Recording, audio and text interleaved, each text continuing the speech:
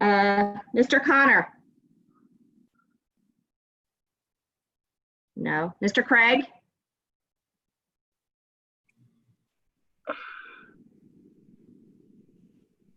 Mr. Craig?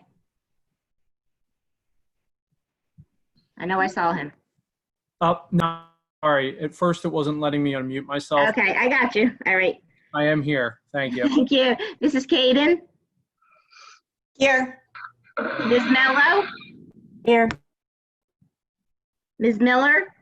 Here. Ms. Rivera? Ms. Savarino? Here. Ms. Celia? Here. Mr. Stotts? Here. Ms. Wood? Ms. Henry? I know I saw Fiona. Here. Thank you. Now the Oakland board. Mrs. Butchko? Here. Mrs. Falpel? Here. Mr. Fink? Here. Mrs. Marmion? Here. Mrs. Riley? Here. Mr. Schaefer? Here. Mr. Tavy? Here. Mrs. Castle? Here. Mr. Stotts? Here. Thank you. I guess you can all, if you can, stand for the Pledge of Allegiance. I pledge allegiance to the flag of the United States of America and to the republic for which it stands, one nation, under God, indivisible, with liberty and justice for all. Thank you. All right, as this is a joint school board meeting of both school districts, I'm going to ask for the first public comment. The purpose of this first public comment section is to discuss items listed on the agenda. Additional, more general comments may be made later in the evening. The public is reminded that attempts to resolve all concerns and complaints should go through the appropriate administrative staff members. At this time, are there any public comments for the beginning of the board meeting?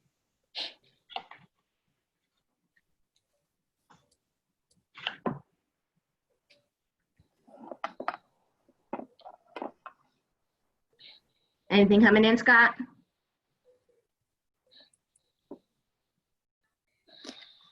Nothing in the chat. Nothing, okay. I'm going to close public comment. We have a couple action items to go to before we go to the main event. That's like someone put their name in that they would like to say something. James McMillan. Yeah. Okay. Hi, can you guys hear Hi. me? Yes. Yeah, so I brought to the attention of a couple people about students meeting their teachers if we decided to remote teach our children, like if they can actually meet face to face with the teachers. And it was at the last meeting. I think I was told no, and I'll stress my concern about that because it builds a relationship between the teacher and the student and protects the teacher's job. So I would so I'm going to do 100% remote learning until I feel comfortable. And at the same time, I would like for my students to meet their teacher in person for just a 5 or 10 minute kind of parent teacher conference thing, right at the beginning of school. Okay. And I mean, at the end of the day, I would also like to see that continued on a monthly basis, something outside social distance. So there could be a physical relationship with the teacher. Okay, thank you. When we get into the main event with the presentation of the rollout for the opening of schools, there's going to be a time at the end where we can discuss and ask more additional questions related to that presentation. Are there any other comments or questions before I do the few items that need to be voted on for the school districts? All right, I got an agreement with James. Someone said they have a question about the calendar. Jen Rossi, I also have a question about the calendar. Okay, I am muted myself. Okay, Jen Rossi, 114 East Palmer Avenue, Collingswood. I don't see half-days on the calendar as per last year's Collingswood for professional development. Is that something that we're still going to see maybe once we get back to in-person instruction? Are we going to see more for the social emotional learning, the half-days? Thank you.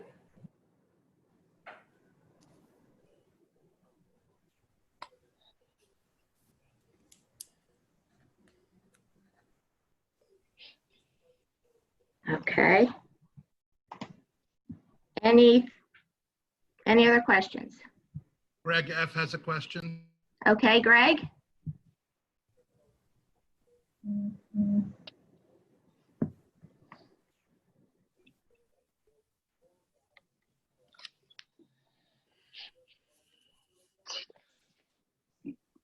Can you hear me? Yes. Okay. I'm the parent of 2 children at Mark Newby. I'd like to see them in school as much as possible. If enough parents opt to have their children go full remote, will there be a chance my kids can go to school 4 days a week instead of 2? And have you looked into moving kids around to other elementary schools that might have bigger capacity? Okay. I would suggest at this point that we wait until we get through the presentation, because a lot of these questions are going to be answered. Okay. And I think we're going to ask questions that in the next hour are going to be answered. There are a couple questions on there about, we've hit our 100-person max, and is it being shared elsewhere? Not being shared anywhere else, but I am recording it. Okay, with that, I'm going to go to section 3 of the Collingswood agenda, and then I'm going to run over to Oaklyn. Dr. Oswald, you have 2 items. You want me to run through them Yes, please. for your behalf? All right. The first item 3.01, we're approving the high school coaches stipends for fall and winter as presented, and in 3.02, the revised school calendar. You have a motion and a second to approve those items this evening, please. So moved. Second? Second, I'm sorry, can you shout your name? Matthew Craig. Got you, thanks. I'm going to take a roll call. Mr. Connor? Mr. Craig? Yes. Mrs. Caden? Yes.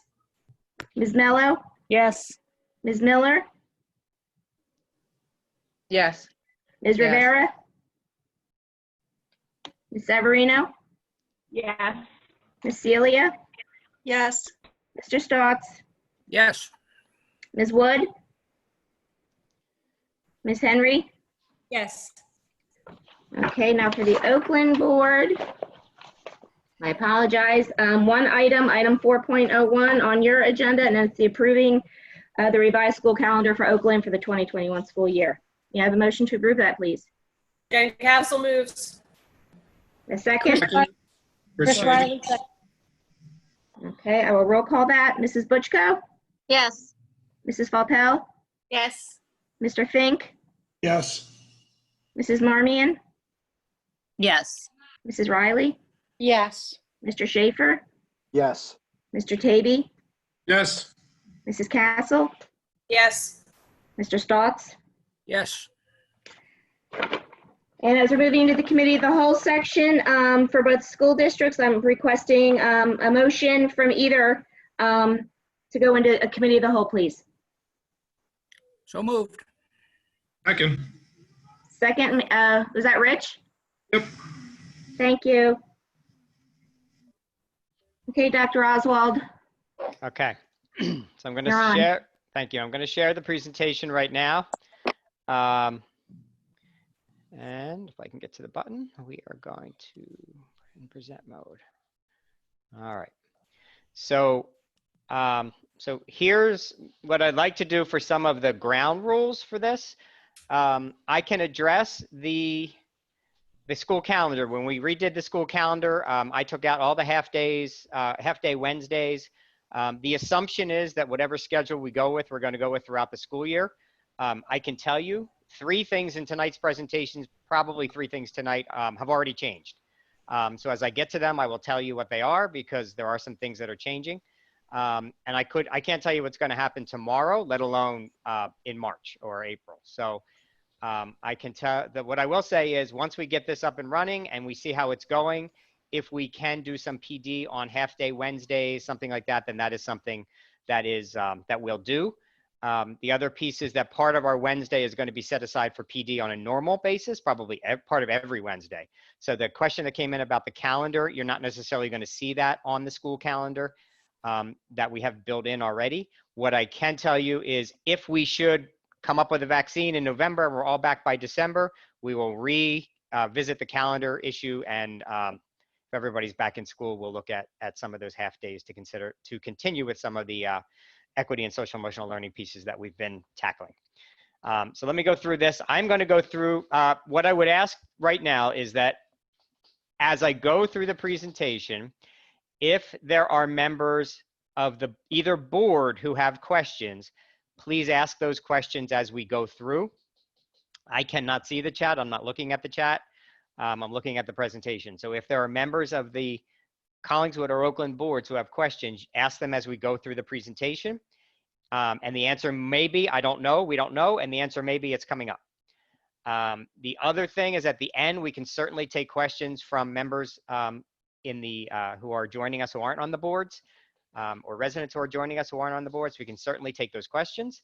But if it's not covered in this presentation, there's a really good chance the answer is we don't know. And then finally, there was a finally in here somewhere. I'll think of the finally as we get going. The first several slides I'm going to go over pretty quickly because it's going to be a look back. A look back at some of the things, some of the premises that we keep, and then some of the things that we are that we've already completed. So our guiding principles throughout this entire process, number 1 has been don't let the perfect be the enemy of the good. There is no perfect plan. Anyone who asks, anyone who speaks to me, first thing I tell them is no perfect plan, and there is not going to be a plan that pleases everybody. We know that. When we developed this plan, we did our best not to lead from a place of constraints. We didn't start sentences with I can't or we can or we've never done that. We tried to look at a way to make this process as forward thinking as possible, with the hope that at the end of this, when we all come out on the other end, we will be a better and a stronger school district. And then that leads me to my final statement here, which is really one that I'm very close to, and that is everybody's in a rush to get back to normal. In that rush to get back to normal, let's not forget that there are parts of normal that aren't worth rushing back to. And that we need to take advantage of this very unfortunate situation to come out stronger and better and more equitable on the other end. Okay, there we go. Again, mission statement of both school districts. I'll let you read that. And our core purpose in both school districts, which we will hang on to very tightly during this whole process, is to ensure that every student grows. Our process thus far, across both districts, we established 4 work groups. Our 4 work groups that were established back at the end of May, beginning of June, and started to work way back then, probably almost 2 months ago, are school health and safety, instruction and mental health, operations and fiscal management, and our steering committee. The steering committee is the committee that I lead up, and that committee is really focused on the coherence between the other 3 groups, making sure that if one group is recommending we go left, another isn't saying we should go right. Equity, which has to be at the forefront of all of our minds, and also communications. The members of those groups are administrators, some supervisors, teachers, nurses, association representatives, community members play a role in all of those groups. Our school health and safety group looked at school facilities, our general health protocols, which would apply to everybody, and then some student some staff health protocols and some student health protocols. Our instruction and mental health group is taking a look at schedules and learning time. We'll get into that tonight. Remote learning best practices, that was a group that I worked with. Instruction at the lower elementary, preschool and lower elementary. Our instruction at the mid to upper elementary. Our instruction in the middle school and high school. And then also some of our co-curricular programs. We've spent a lot of time on mental health, social emotional learning and mental health, and also special services. In this capacity, in this bullet down here, special services we are defining as the actual child study team, case management, related services, those types of things. So the teaching piece is included up here. As part of that group, the instruction group, I led a group back at the end of June as we were just coming off of remote learning that took a look at what classroom routines work best within each grade span, what classroom management procedures work best within each grade span, and what tools work best within each grade span.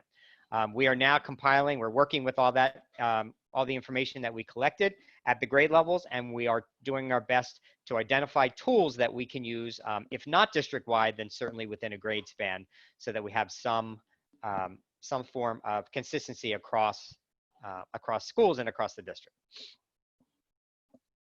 Operations and fiscal management group looked at the budget, our human resources, technology, food service, and transportation. So a lot of operations issues in there. And then our steering committee, as I just talked about, looked at making sure there's alignment between the plans, communications, equity, and then governance. Governance would be things like what types of policies do we need to change. So a crosswalk, the school health and safety group really aligns closely to the Department of Education's document. The Department of Ed's document is called The Road Back.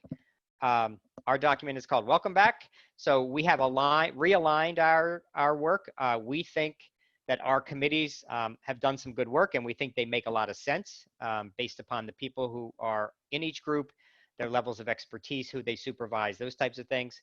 But we are realigning those as we develop our plan to line up with the 4 areas identified by the Department of Education.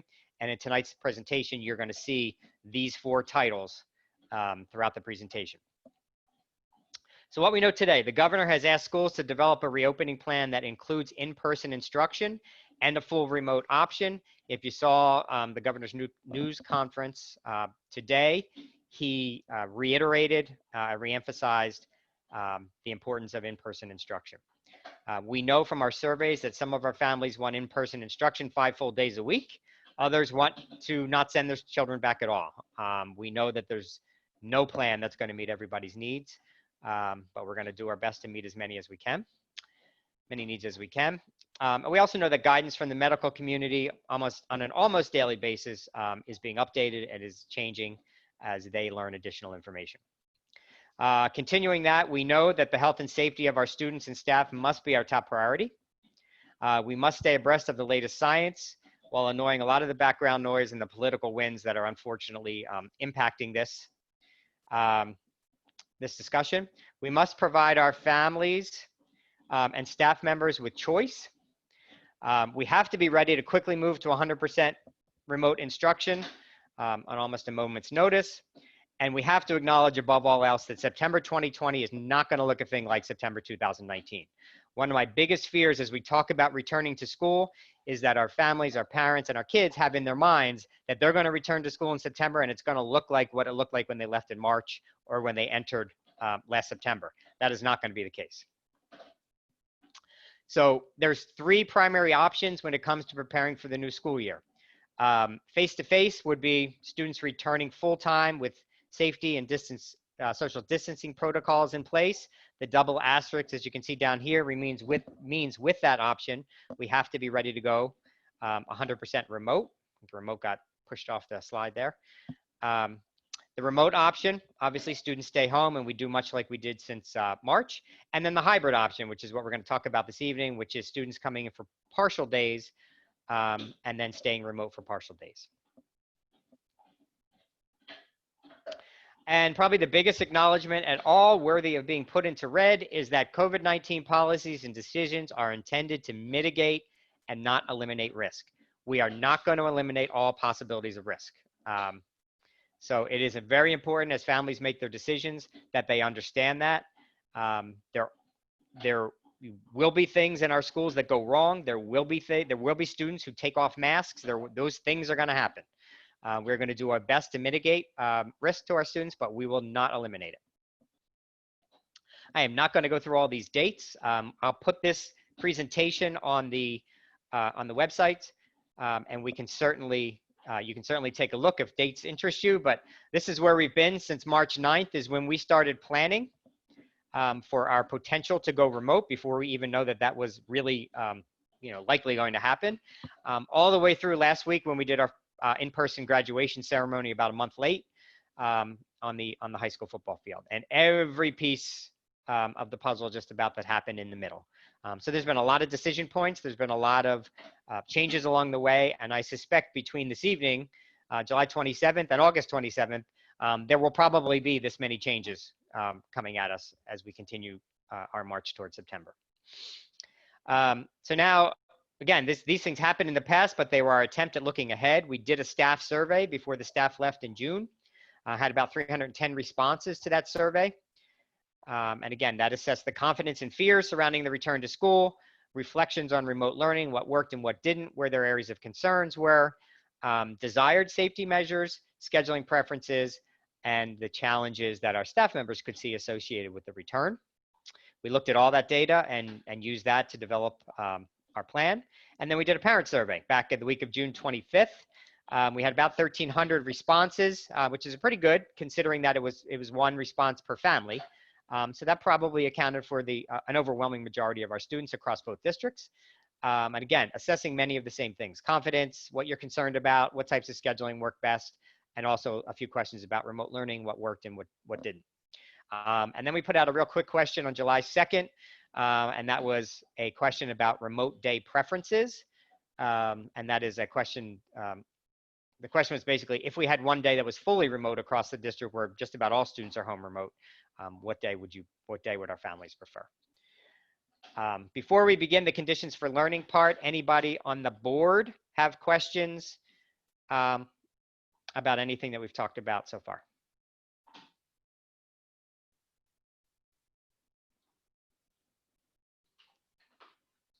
Okay. All right, our conditions for learning. This is the longest section in the state document. I like to say this is the section that covers everything from mental health to Lysol wipes. So everything that involves us getting our kids ready, our buildings ready to come back to be as healthy as possible and as safe as possible in their learning environments is covered in this section. So the conditions for learning section of the state document includes 10 areas that they tell us we must consider. So this is how we are addressing those areas. We received guidance as soon as today from the Camden County Health Department. I can tell you we received guidance yesterday, and that guidance changed as of this morning. So I suspect that will change more as we get closer to the September opening date. But that guidance came from the County Health Department about requirements, isolating sick students, notification of parents, those things. I'm going to get into all of that as we move further in the presentation. One outstanding, this was outstanding as of yesterday, but I'm going to be able to answer this question a little bit later in the presentation in terms of how in depth are we going to go with notifications. That'll be coming up. Working with our physician to develop high risk criteria. So the CDC has released some high risk criteria, and we will certainly use those, but we will also go to our doctor, our school doctor, our school physician, for individual cases when individual cases are brought to our attention. We're working with our associations. There are association members on all of our committees in terms of the accommodations that we can provide to staff, and then working on signage for all of our schools in terms of social distancing, hand washing, and the importance of face covering. So if you think way back to March and some of the guidance that we were stressing to our families and to our students, we were really stressing social distancing, hand washing, washing your hands a lot, or sanitizing your hands a lot. At that time, we were talking about the importance of coughing or sneezing into your sleeve. Now we've upgraded that a little bit to face coverings. But essentially, throughout the last however many months, 5-6 months, the guidance, the overriding guidance hasn't really changed.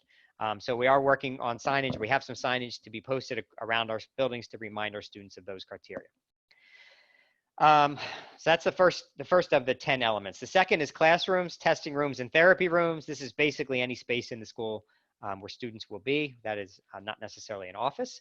So given the CDC guidelines, students must maintain social distancing. CDC describes that as 6 foot. The American Pediatric Association describes that as 3 feet. So we are looking at social distancing of 6 feet.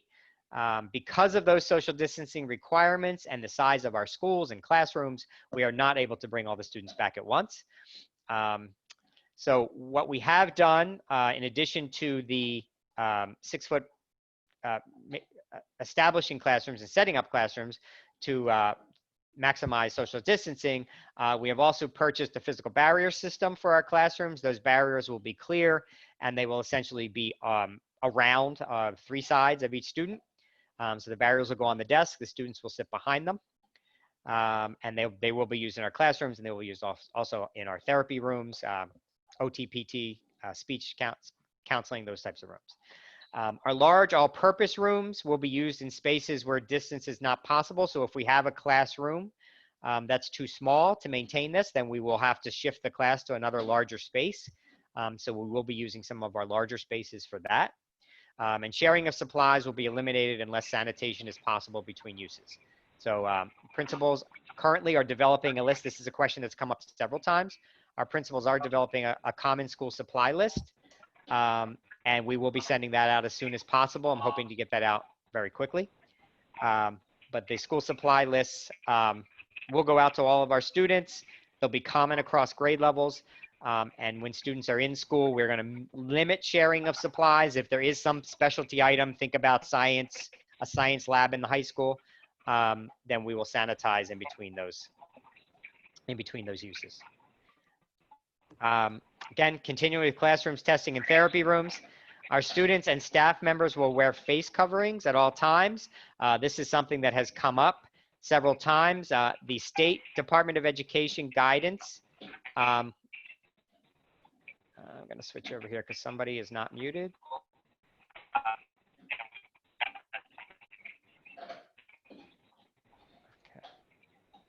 Okay. Sorry.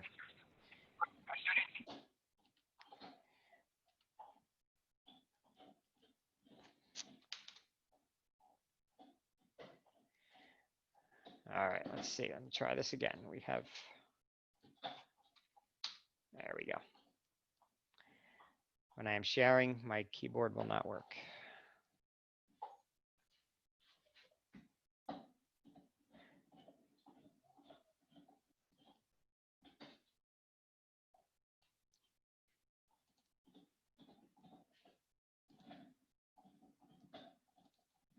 There we go. Okay. There we go.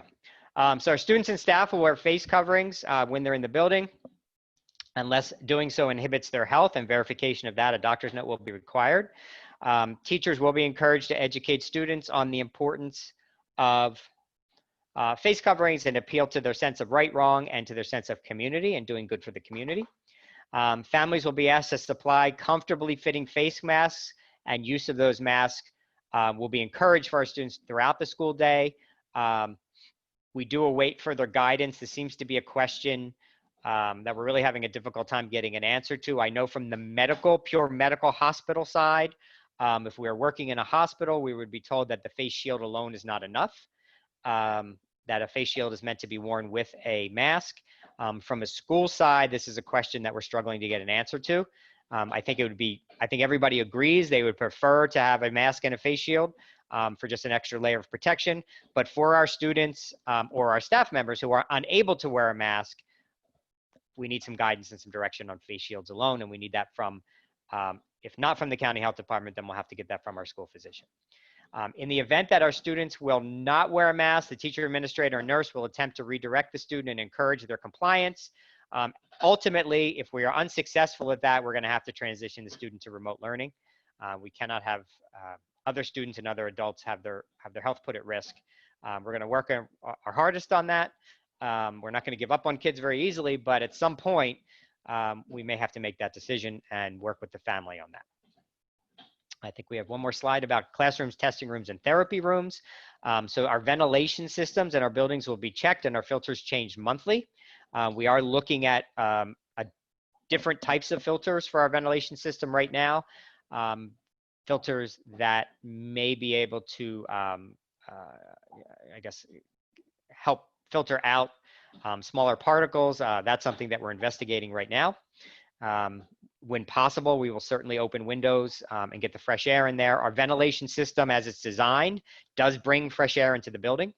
But whenever possible, we will open our windows. I don't know on a day like today, which will happen in September, that opening the windows is going to do a lot of good in terms of getting fresh air into the building. Hand sanitizer machines installed in all of our elementary school classrooms at the entrances to our buildings, and I also say at the entrances to our buildings coming off the playgrounds. Hand sanitizer stations in the high traffic areas of the middle school and high school, and hand sanitizer pumps in the middle school and high school classrooms. And I apologize, a couple typos in there. Middle school and high school classrooms will have hand sanitizer pumps in each room. Hand washing stations in our early childhood classrooms, so typically those classrooms with bathrooms, as well as our preschool classrooms. And hand washing breaks will be built into our classrooms, classroom routines for classrooms without sinks, standalone sinks or stations in the rooms. Small group, which means close group learning, will not be permitted. We've removed the carpets from the classroom to eliminate any temptation to take the kids to the carpet. And you know, our child study team and nurses will work together to review the needs of our medically fragile students on a case-by-case basis and make sure to the greatest extent possible that we can meet their needs. I think it is important to know, and I probably will say this again when we get to the instruction piece, the instruction area. I think it's important to understand that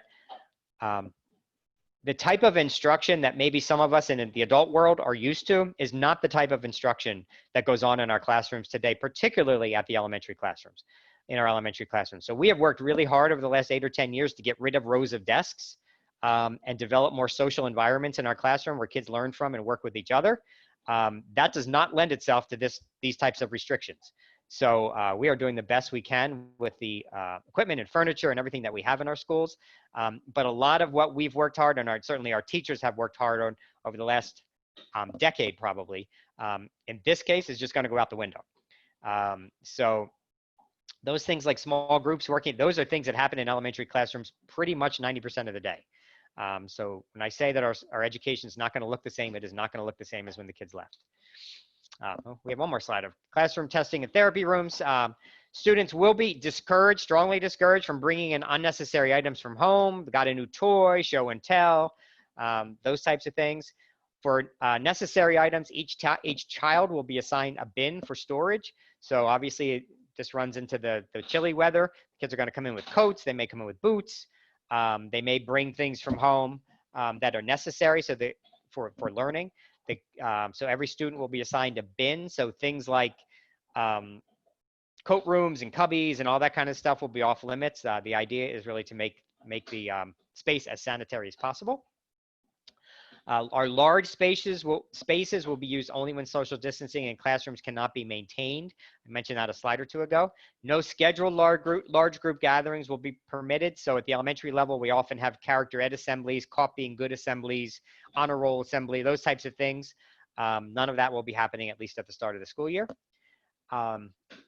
Our elementary principals are going to work hard to ensure that our students remain in cohorts throughout the day. So if I am in a classroom of, say, 11, 12 students in 3rd grade in one school, that 3rd grade group remains together throughout the day, that we're not doing things like reading buddies unless we do that remotely, but we're not doing things like reading buddies where the 5th graders go down and read to the 1st graders, that type of thing. Middle school and high school students will need to change classes while respecting social distancing, so that will be reinforced to our older students. Hand sanitizer will be used as the students enter the classrooms, and cleaning products will be available in every classroom. Question that comes up all the time is about custodians getting in and cleaning each classroom in between use. That's just not realistic. We don't have enough custodians in the district to make that happen. So we will have the cleaning products available in our classrooms, and our students and staff members can certainly use them. We'll have access to them. But we will not have custodians getting into every classroom for the 4 or 5 minutes, in the 4 or 5 minutes between class changes at the middle school and high school level. We will work with our students. I don't like the word training, but work with our students on social distancing, masking, barriers, and cleaning. So we're going to provide work with our students on those areas during the first several days of school, and we will obviously do that with our staff prior to the students ever coming back. So that is one of the reasons that we extended those PD days at the start of the school year. Scott, can I cut in for a sec? Sure. Quick question for you about could you clarify you said for the school supply list, be keeping them in bins at the elementary level, right? What does that look like for the middle school and high school then? Middle school and high school, the kids will come with backpacks. I don't know if it's in the presentation. It may be, but we will not have access to lockers. So we're not going to use lockers in the hallway or in the locker rooms. So those students will have their items in backpacks and will carry them. So we're really going to work at looking at the curriculum and the requirements for our curriculum and minimizing, the 40 pounds of textbooks. We know our kids cannot, they're not going to walk around all day long with a boatload of textbooks with them. So that's an area that we are going to address. We haven't figured all that out yet, but we will address that. And, we will have some students who are, if students need to take books home, it may be that they just take them home and they leave them at home. So they don't have to lug them back and forth all the time because they will not have access to lockers. Thank you. I have a question. Face masks. Are parents going to be given, I understand face shields, there's a question about that, but for example, I work at the University of Pennsylvania, and I believe that no one can have face masks that have a vent of any kind attached to them. Are parents going to be given guidance as to what's an acceptable face mask? We have not been given any guidance on what is and is not. Obviously, a face mask, we've seen some. I don't know that they're jokes or not jokes, but we've seen some face masks that have that are like knitted or crocheted or something like that. That's obviously not acceptable. But in terms of the masks that you see, I know some folks wear out in the community that have the little vent on the side. I don't have any guidance that says they're not okay. We have been told that students and staff will wear cloth face masks. So obviously it will not be N95s and for our students and our staff, our general staff members. So that's the guidance that we have.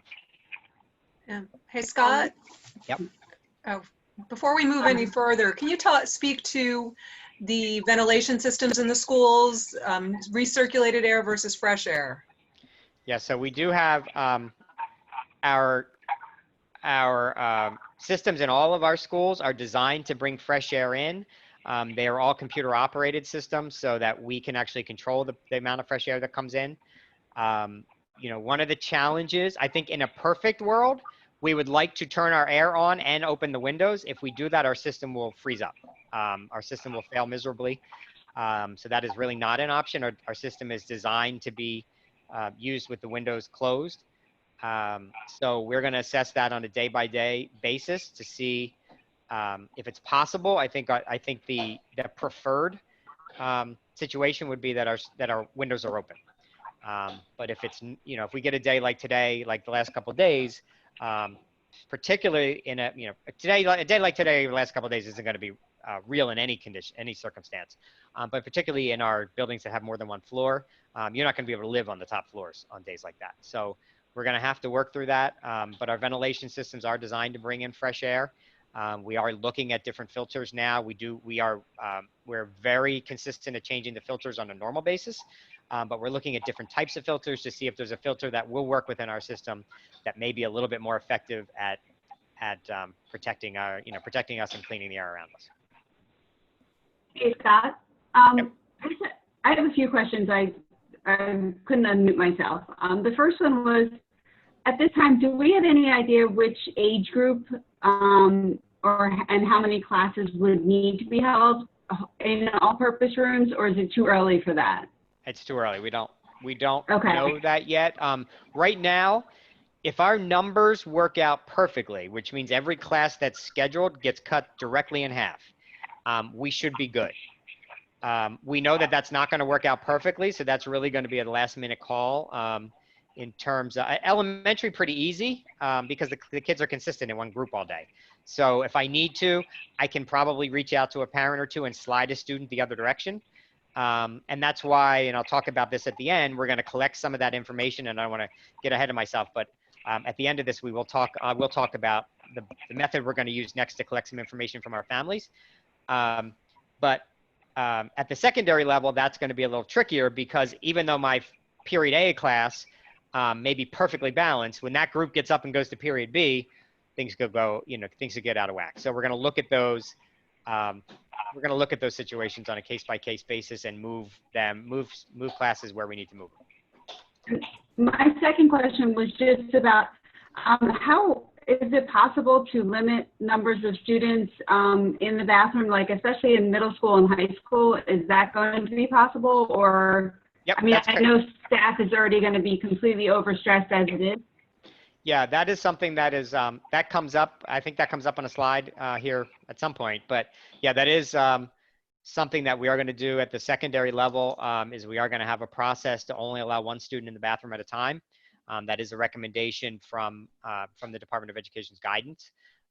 So hopefully with one student at a time, that will also encourage our high school, middle school students to get in and get out of the bathroom as quickly as they can. There's nobody to linger with and have a conversation with. So that will be part of the plan.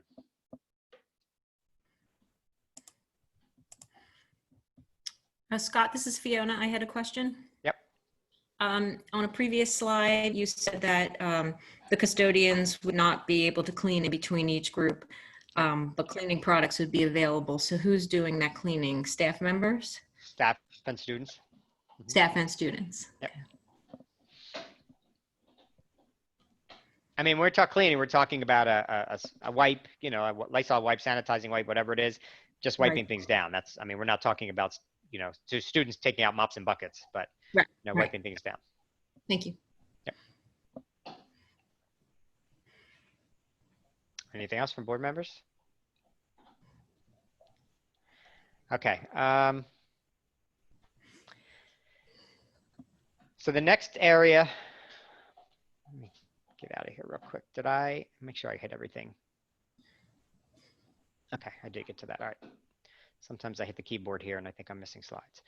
So the next area that we have to look at is transportation. The Collingswood and Oaklyn, both Collingswood and Oaklyn outsource our transportation through the Camden County Ed Services Commission. At the end of last year, over this summer, the Ed Services Commission canceled all of their bus contracts and are rebidding them at this time with all of the sanitation and distancing protocols included. So we're planning on between 22 and 26 students on a bus at a time. And that is part of the bid specs. We are very fortunate in Collingswood and Oaklyn that we don't bus many kids. Imagine being a district that buses 10,000 kids. I have no idea how they're going to get students to school. We are fortunate in that we don't bus many students, but it will be a challenge even for the students we do bus. So when it's possible, we're going to, most of our busing involves our students with special needs. And typically there is an aide on that bus. So we will be trying to put an aide on that bus, on the buses, to try to ensure the social distancing and behavior and all those types of things that are happening on a bus. Obviously, there's a limit to what a bus driver can do while he or she is safely operating the bus. Mrs. Coleman will monitor all those contracts and safety procedures. Our experience so far has been that the bus companies actually reach out to us and ask us what we want them to do. So that's a positive, I believe. But if restrictions do drive up the cost of busing in the state of New Jersey, the district may offer aid in lieu of transportation. It's a payment to parents to transport the students themselves. It is only offered when we cannot transport the students, but that is an option that we can investigate. So in one of the upcoming piece of information and surveys that come out, we're going to ask parents who are entitled to transportation, and oftentimes that is in Collingswood and Oaklyn, that's often through an IEP, encourage those parents to transport their own students, anybody who can. And this is really part of the act of being a community, is that for every student that a parent can transport themselves, you are opening up a seat for a student whose parent perhaps can't transport them. We have families in both towns who don't have cars. They just can't transport their own kids. So we are going to ask that as part of an upcoming survey. Student flow, entry, exit, common areas, and screening. To promote safety and social distancing, our principals will be designing entrances to the schools and timeframes which students will enter. So when we get to the schedule coming up, you're going to see there's a window for school arrival and a window for student dismissal at the end of the day. That window is there purposefully to allow us to schedule times for students to come. Screening checkpoint 1 is going to be on the family, so staff members and students. I'm probably during this presentation going to say students a lot, but much of this also applies to staff members, including myself. Staff members and students will be issued a screener to self-check prior to arriving at school in the morning. Nurses will develop educational materials to share with families that include signs and symptoms, things that are easy to understand and easy to look for, to encourage that home screening.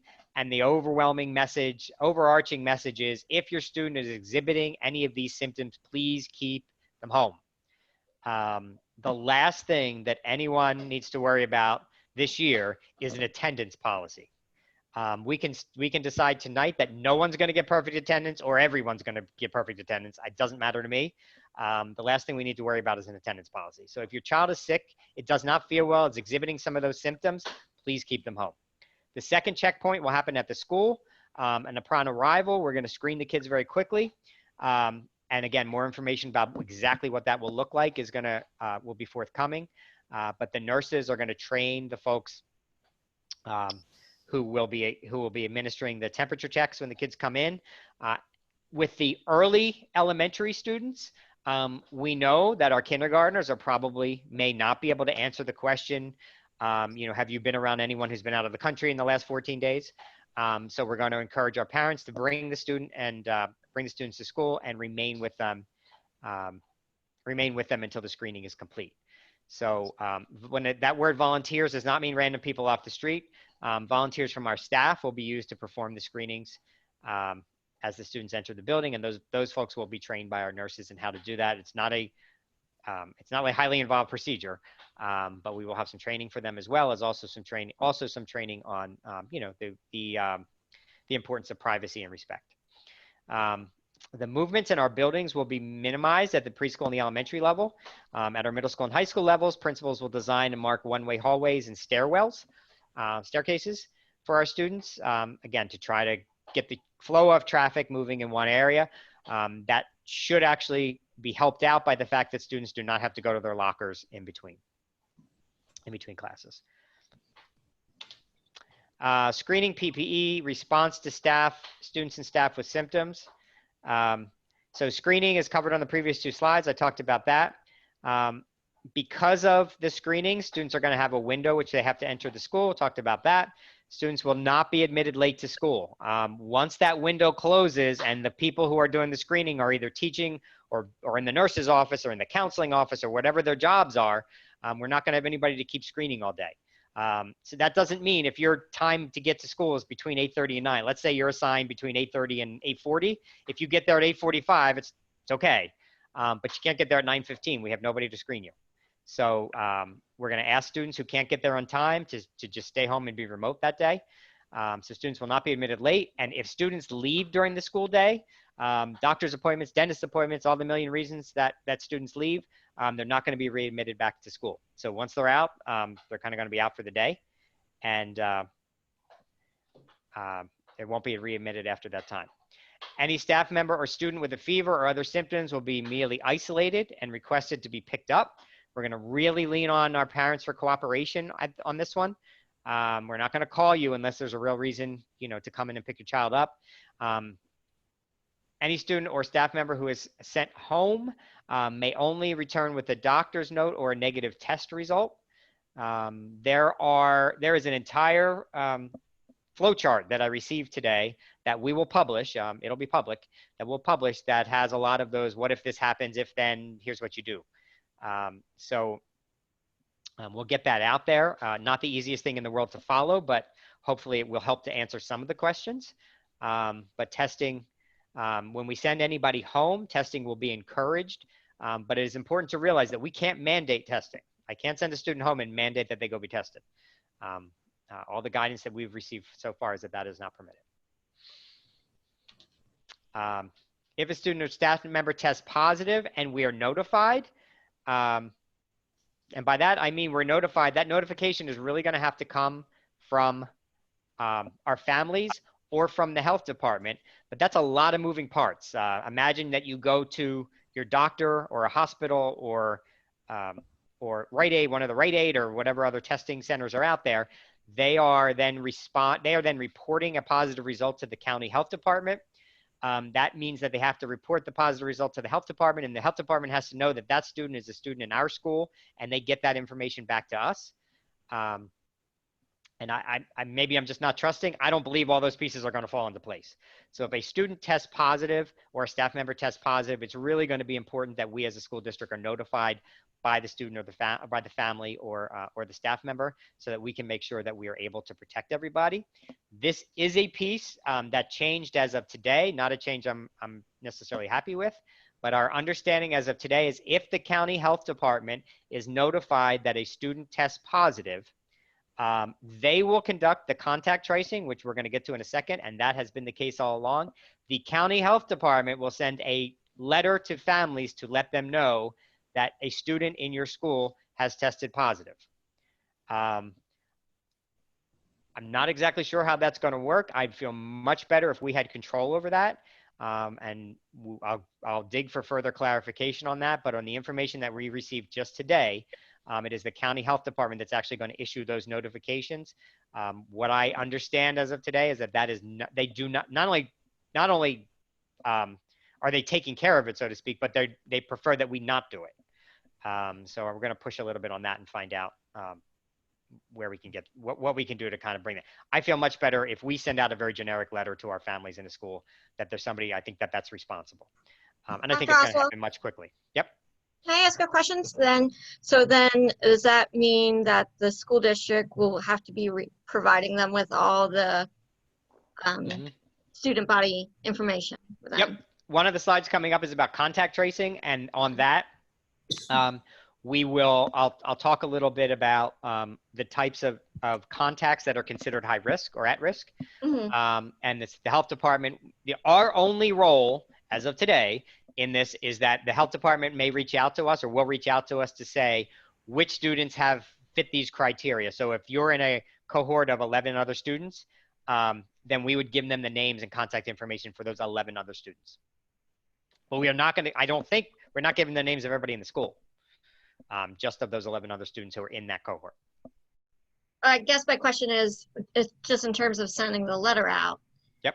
Like, how will they have all of the names and addresses to send the letter to? I think, hopefully when I went over that, I didn't sound very optimistic about that. I don't know. I'm gonna push on that one. I just, not that I don't trust them. I don't know that they have the staff to get that done.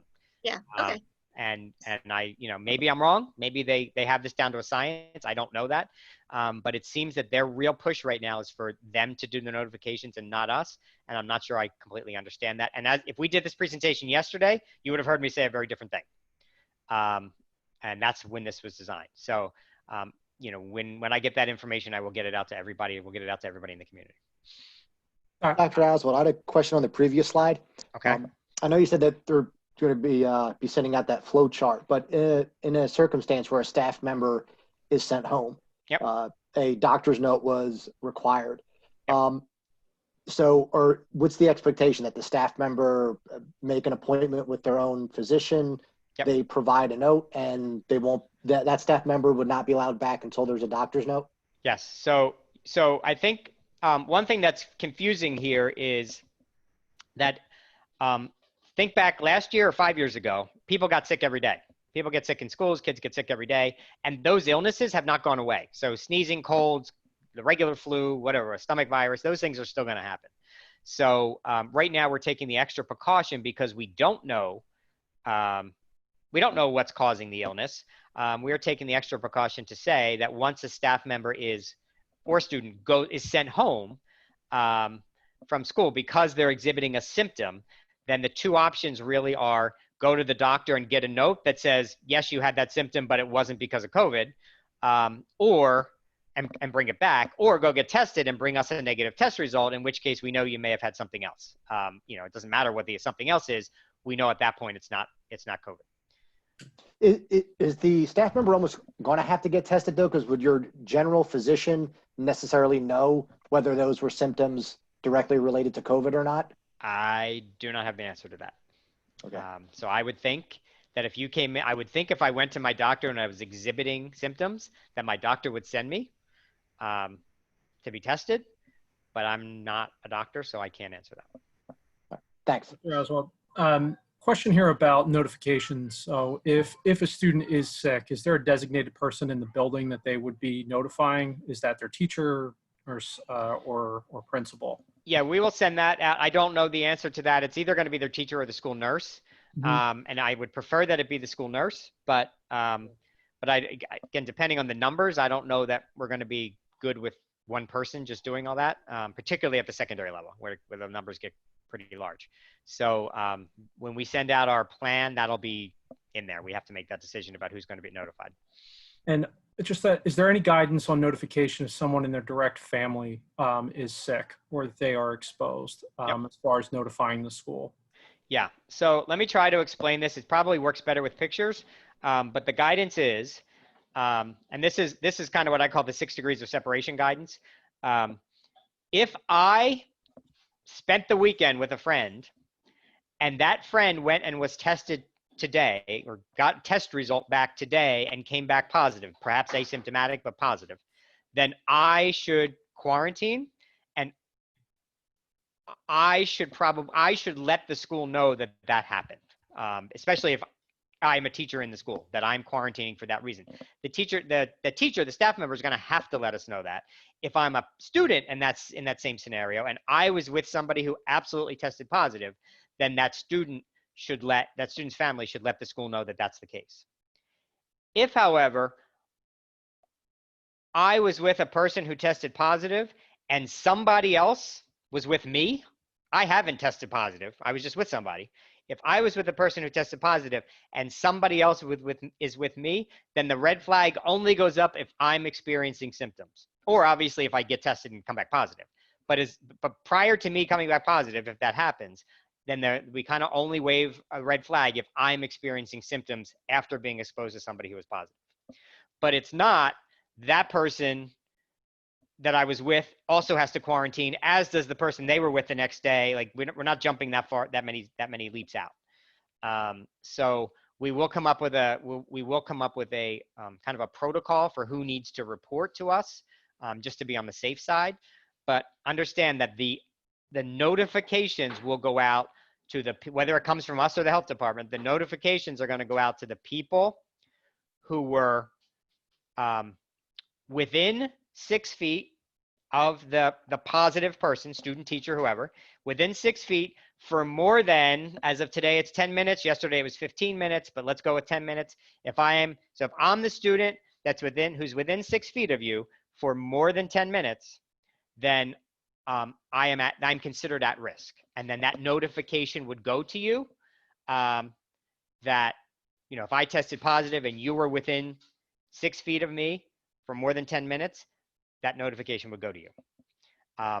As of sometime relatively recently, the mask thing is irrelevant at that point. It used to be you had to be within 6 feet for more than 10 minutes without any protection, without any PPE. That's gone away.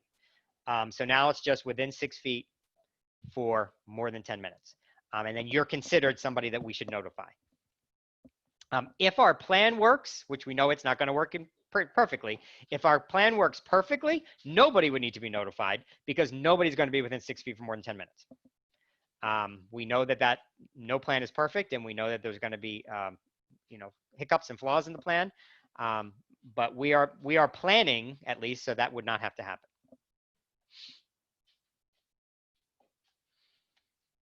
Anything else? Good. School staff members, students, and visitors must wear face coverings. Visitors, if you come into the school, have to have an appointment to come in. So if you need to see a counselor, your child's counselor, child study team member, anybody else in the school, have to have an appointment to come in. We're not going to take people walking up.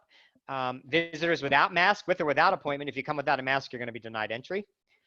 Once this process is finalized, all these questions that are coming up now, which are good questions, we will review all of the protocols with our school doctor to make sure that she is comfortable with everything. So we'll have guidance from the health department, the work of our own school nurses, putting all this together into a plan that makes sense. And then once we have a plan that we think makes sense, we'll turn it over to our school physician and have her look at it and make sure she's comfortable as well. Good. All right. Contact tracing. We had a couple questions about this. So our nurses are going to develop materials to educate our families on the importance of contact tracing. That just means those materials are really going to be focused on if you are to get a call from somebody who is doing contact tracing at the health department or whoever employs the contact tracers now, that it's very important to cooperate with them, not hold things back, not share important information. Contact tracing will be responsibility. This is the Camden County Department of Health. And Denise, I think you asked this question. We'll provide names and information to assist them with that contact tracing. I'm sure that we'll provide the students' names and their contact information, their phone numbers and addresses and things. I just don't know how many folks they have on staff that are going to be able to handle these in a timely manner. So we're going to work on that. Families should notify the school nurse if a child tests positive or is experiencing symptoms of COVID-19. So if the child tests positive or is experiencing symptoms of COVID-19 after being exposed to somebody who tests positive, you should notify the school nurse. And that may change. It may be the teacher, but we're going to try it, I think, at the nurse. Okay. Facilities cleaning. So we have hospital grade disinfectants that we've been using ever since March. And cleaning products, they'll be used for daytime, evening, and deep cleaning. And then we have purchased electrostatic sprayers for each of our schools. So those are the sprayers that we started using back in the spring. Our custodians are going to go through a training protocol next week, I guess, the first week of August, to make sure that they understand the importance of the role in all this, as well as the protocols for all of the cleanings during both the school day, after school, and our remote learning day. Procedures are going to be put into place to minimize the need to touch traditional high-touch surfaces. So things like doorknobs, light switches, doorknobs, trying to keep the classroom doors open, will help us not touch doorknobs as often as is typically the case in a school day. Light switches, leaving the lights on. Water fountains, I probably have sent out some information. If not, it will be coming out to encourage families to send their students in with refillable water bottles or disposable water bottles, whatever works for your family. But we will have, in each of our schools, we will have the bottle refill stations, which don't require any touch. And obviously with keeping our students, particularly at the elementary level, in their classrooms for much of the day and minimizing movement around the school as much as possible, there won't be a need to touch railings. But in several of our schools, we have stairs that go up and down, and we teach the kids to grab onto the railing every time. So we will be cleaning those throughout the day as well. High touch surfaces, again, will be cleaned throughout the day. Bathrooms will be cleaned and sanitized daily and more frequently whenever possible. The number of students permitted in the bathrooms are going to be limited throughout the day. At the secondary level, very likely to be one student in each bathroom at a time. Staff and students will be encouraged to bring water from home. Just talked about that. Touchless water refill stations are being installed in all the schools.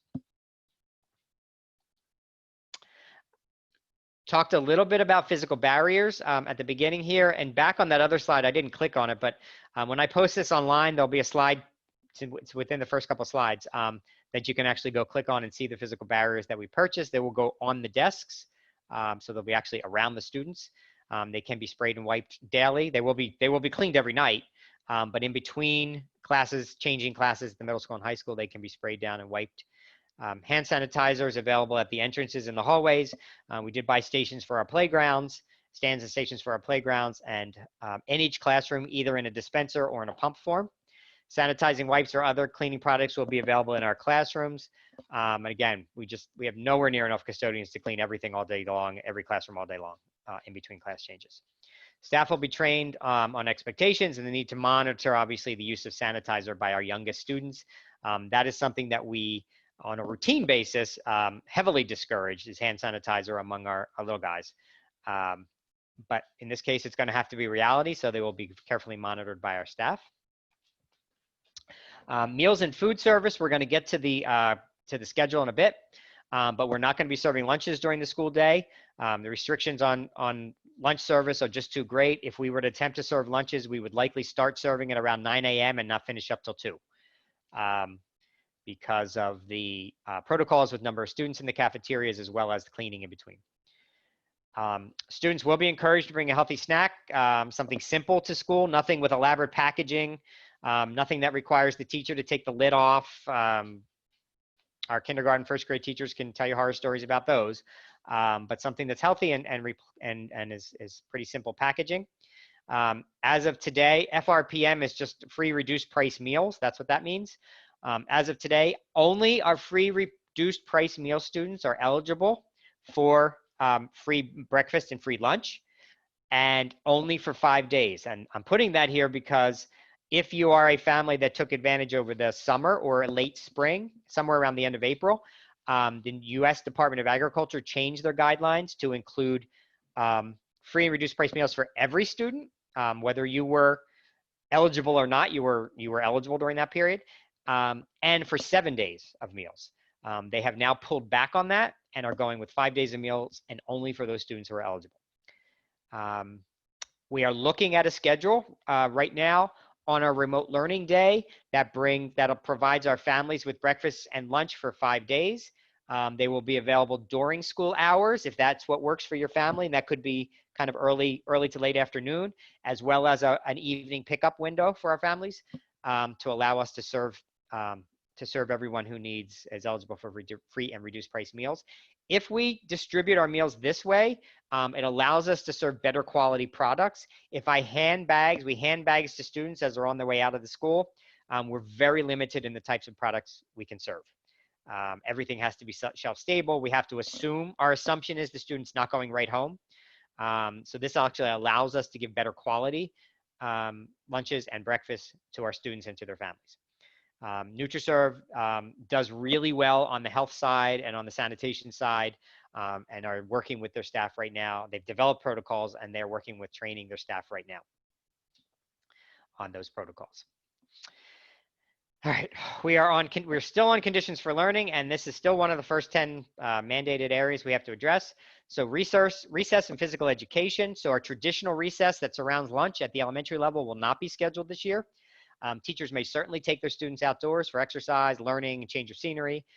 Uses of outdoor spaces will be encouraged. We are currently looking at the possibility of some canopies, some big tents or canopies on our playgrounds that we can use for some outdoor learning space.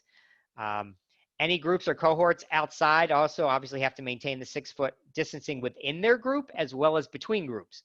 So if the first and the second grade happen to be out on the playground at the same time, which is perfectly fine, they can't be intermixing. They'll have to be kept apart. And we'll use playground markers and cones and chalk and markings and all those types of things to make sure that we maintain that distancing. Students will wash and sanitize their hands before they go back inside if they're outside with their class. Playground equipment, which in the district we call the toys, but that's the equipment that kids climb over and slide down and all those things will be off limits until October 1st at least. We will take a look right before October 1st and see kind of where we stand in this. And my suspicion is that's going to be extended, but we're gonna close it down for right now until October 1st. Use of supplies during phys ed or any type of teacher recess when the teacher takes the students outside will be minimized. If something is absolutely necessary between uses, we will disinfect them between uses. But you shouldn't expect a lot of throwing balls back and forth and things that require 2 students to handle any type of supply or equipment at the same time. It is in here. Locker rooms in the middle school and high school will be closed at least through October 1st, and I suspect well beyond that. But right now we're making that decision through October 1st. Field trips, extracurricular activities, and use of facilities by outside groups. No after-school co-curricular activities will be scheduled until at least October 1st. Those are the non-athletic activities. Athletics will follow the NJSIA guidelines, which begin some limited conditioning practices, have started some limited conditioning practices, and they will not play. The NJSIA has pushed off the fall season until at least October 1st as well. So I think there's one sport, might be girls tennis, that starts a day or two earlier, but pretty much everybody's pushed back till October 1st. School pictures will be delayed indefinitely. We will just not high on the priority list right now. So those are going to be delayed. Senior pictures will be scheduled. Our photographers who do the senior pictures are pretty good at this and know what they need to do. Senior pictures are one student at a time by a scheduled appointment. They have their set time. We can clean in between. That really should not be an issue. No field trips are scheduled until at least February 1st, so we won't be having any field trips until at least February 1st. No assemblies or other large group in-school gatherings until February 1st. No outside groups, I'm sorry, will be able to use our facilities until February 1st. And that includes some I guess, late fall, winter recreation programs. So that's indoor basketball, indoor wrestling. And again, if the situation changes vastly between now and then, we can certainly revisit that date. But right now, we're just getting everybody ready for that. Use of outdoor facilities we'll review on a case-by-case basis. There are some guidelines in place by the government, by the governor, by executive order. Anybody who wants to use our facilities outside is going to have to follow those guidelines as well. PTA meetings certainly within our schools can happen remotely. They will not happen in our schools. If you want to go hang out at somebody's house, just don't tell us about it. Other annual events like book fairs, parties, library checkout. Again, our goal here is to minimize the in and out in our schools. So those things are going to be canceled until further notice. Back to school nights will likely be remote. One of the areas that came up, one of the questions that's come up several times, excuse me, excuse me. One of the questions that's come up several times is about the opportunity to meet teachers prior to the beginning of the school year for students who are staying remote. You know, depending on what back to school night looks like, that's just not something that we've tackled yet. That is in the plans. Never have I said that's not going to happen. What I can tell you right now is I don't know how that's going to happen, because as much as we'd like to answer everyone's wishes, we still have to work within contractual guidelines. And you know, our teachers have their own families and their own home lives as well, so we have to keep that in mind. But you know, we certainly have it on our radar that we would like our teachers, our students, regardless of whether they're staying remote or coming into school, to meet their teachers, and also for our families and our parents to meet the teachers during some form of back to school night, and that may be a remote back to school night. Fundraisers that don't involve social gatherings, we've had a couple of different groups selling some things. They're fine, as long as it doesn't require you to collect large groups of people in one area. All Scott, right. This is Reagan. I have a quick question Sure. about field trips. Does that include the 18 to 21-year-old program and the vocations program in the high school? I know they do a lot of stuff that we say are field trips, even though really it's part of their school day. So I just wasn't sure if that counted. Right. They will. We have not talked about that, so that's a really great question. But I would imagine following these guidelines, they're going to be very limited in terms of what they can, what experiences they can take advantage of in the community. So community-based learning, community-based instruction is a big part of their program. So we will we'll take a close look at that and only schedule things that we're pretty sure are safe. Thank you. Mm-hmm. All right. That is actually the end.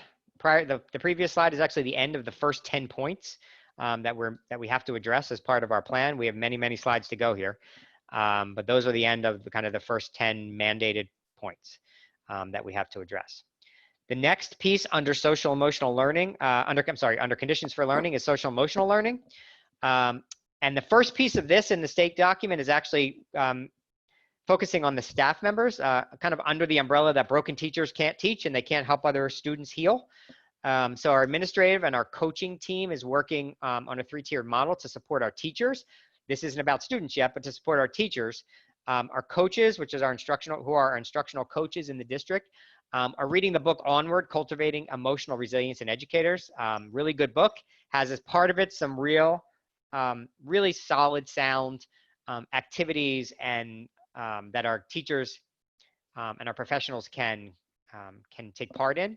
So not only are we planning some of those activities to plan some obviously remotely, but planning some of those activities, but we're actually scheduling some time into our week with the teachers to work with them and get through some of those activities, work them through some of those activities as well.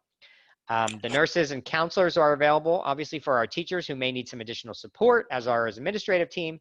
The NJEA has a pretty solid employee assistance program that they offer to staff I don't know that a lot of our NJEA members even understand that that's there. So that's something that we'll work with our associations to spread that word. And today I learned about another employee assistance program that's apparently very reasonable in the area. So we're going to look at that and dig into that a little bit too. Just to make sure that our staff members, without our staff, none of this plan comes into play. So we have to keep them as healthy as possible and in as solid a mindset as possible. Our district staff participated in trauma-informed practices training last year. That was brought up at the beginning of tonight's presentation. So we do have that background to fall back on. Dr. Whitehouse and the child study team and I are going to work on a kind of a cheat sheet to sort of bring back to the forefront some of those strategies that we discussed last year. We were about 3/4, maybe a little more through our program last year when we shut down. We did do some remote training at the end of the year through some video training, but we are going to go back and kind of pull out the elements of our trauma-informed practices training that most apply to this situation. And then our nurses, counselors, child study team members, school psychologists, and social work interns are available to address our Tier 1 and Tier 2 student needs. Tier 1 needs are really going to be addressed in our classrooms or in our special area classrooms. Tier 2 is often through our school psychology interns. This year, we're fortunate we have a handful of social work interns as well. So that was completely coincidental, but timing is everything, and I think we timed that pretty well. We also have in Collingswood, we have our Jefferson Behavioral Health Program that's available after school hours to our families. That is the November ballot question, I guess it was known as last year. We have had families who took advantage of that pretty much out of the gate last winter when we kicked off. And even throughout this remote learning, they have been staying in touch with their Jefferson counselors, and that's working pretty well, even though they've been doing some telecounseling, but they have stayed in touch, and I think that the results are going to show there. So all of that's available to our staff at the top and then our students at the bottom. Continuing on social emotional learning, our elementary team is working on some classroom embedded SEL strategies as part of our routine curriculum work. Also completely coincidentally, this was built into our curriculum cycle this year.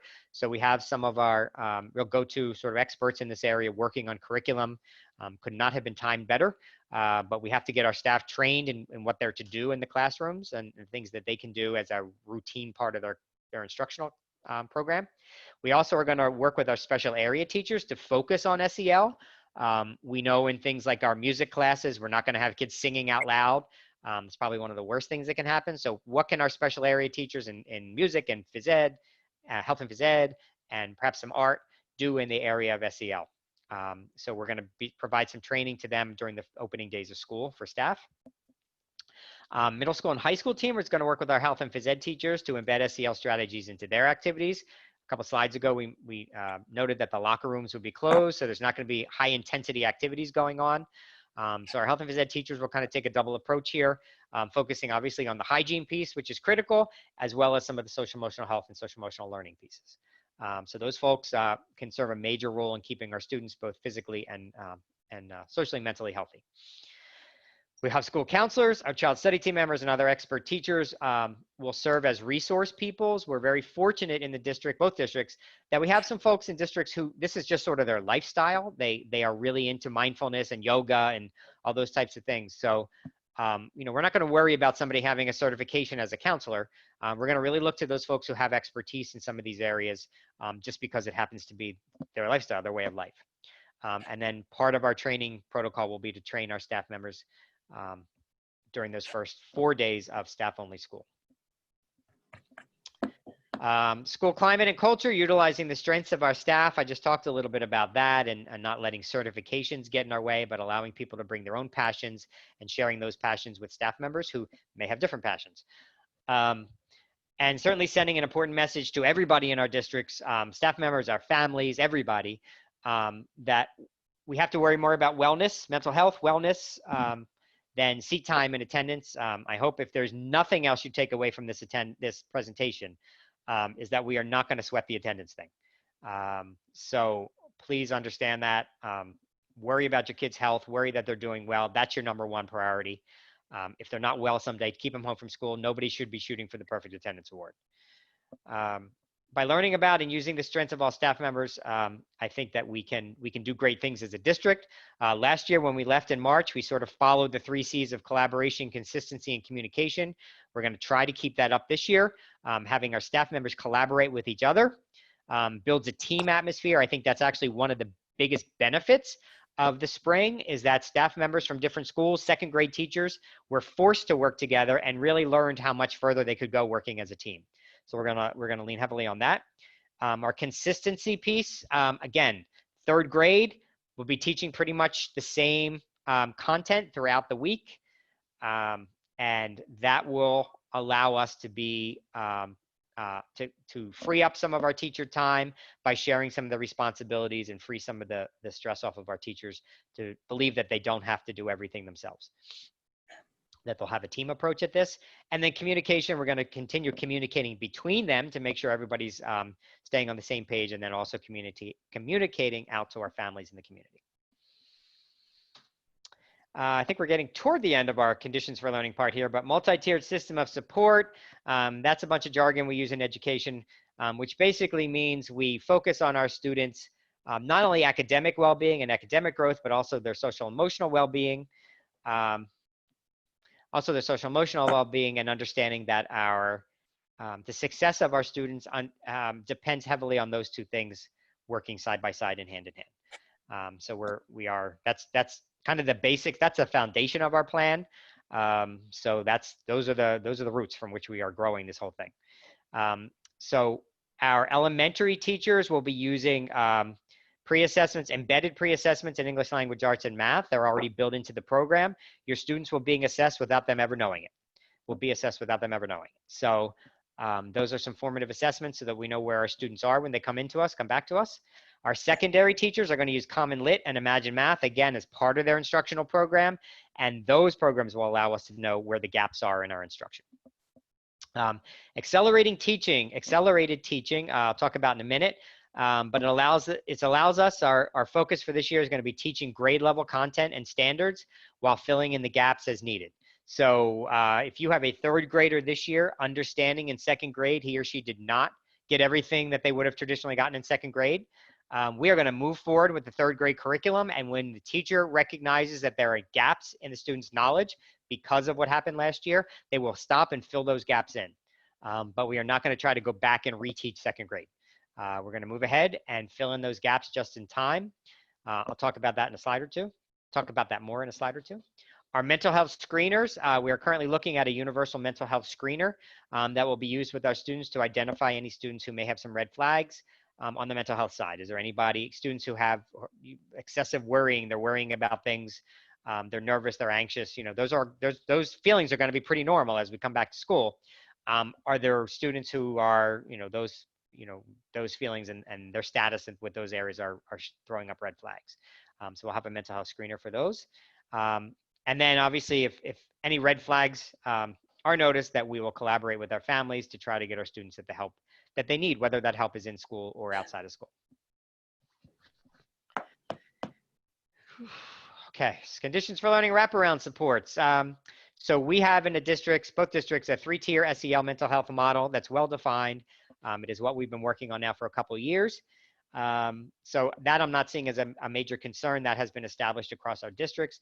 Our nurses have information on low cost and no cost primary care, medical and dental services. That's nothing new. Our nurses are really good at that.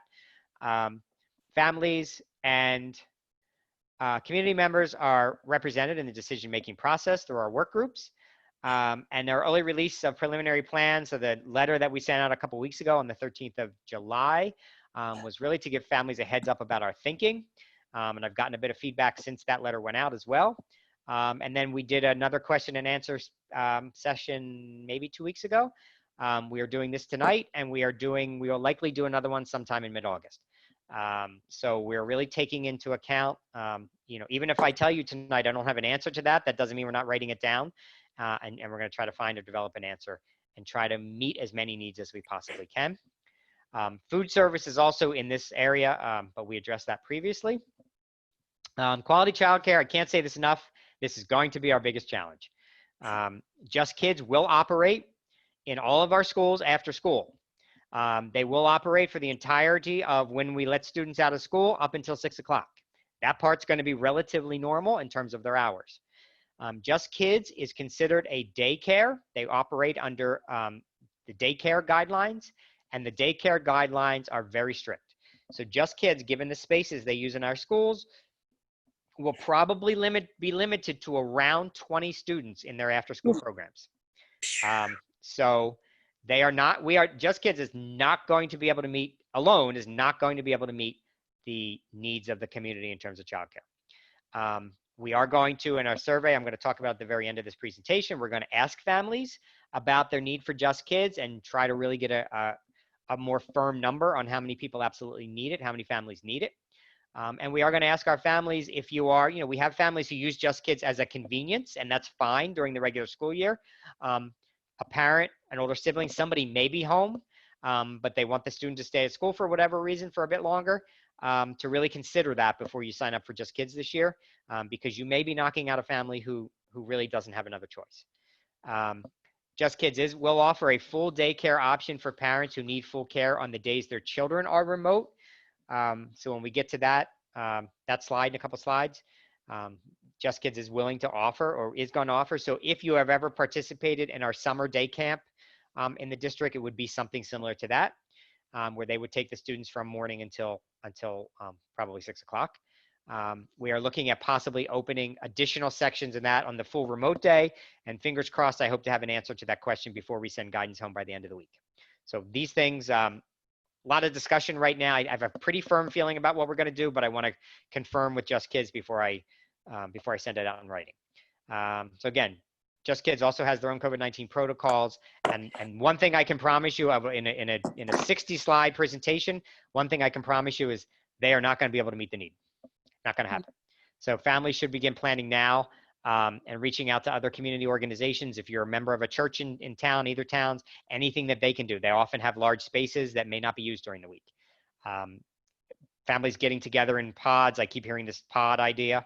How can we help each other out? Those are all going to be important parts of this plan. All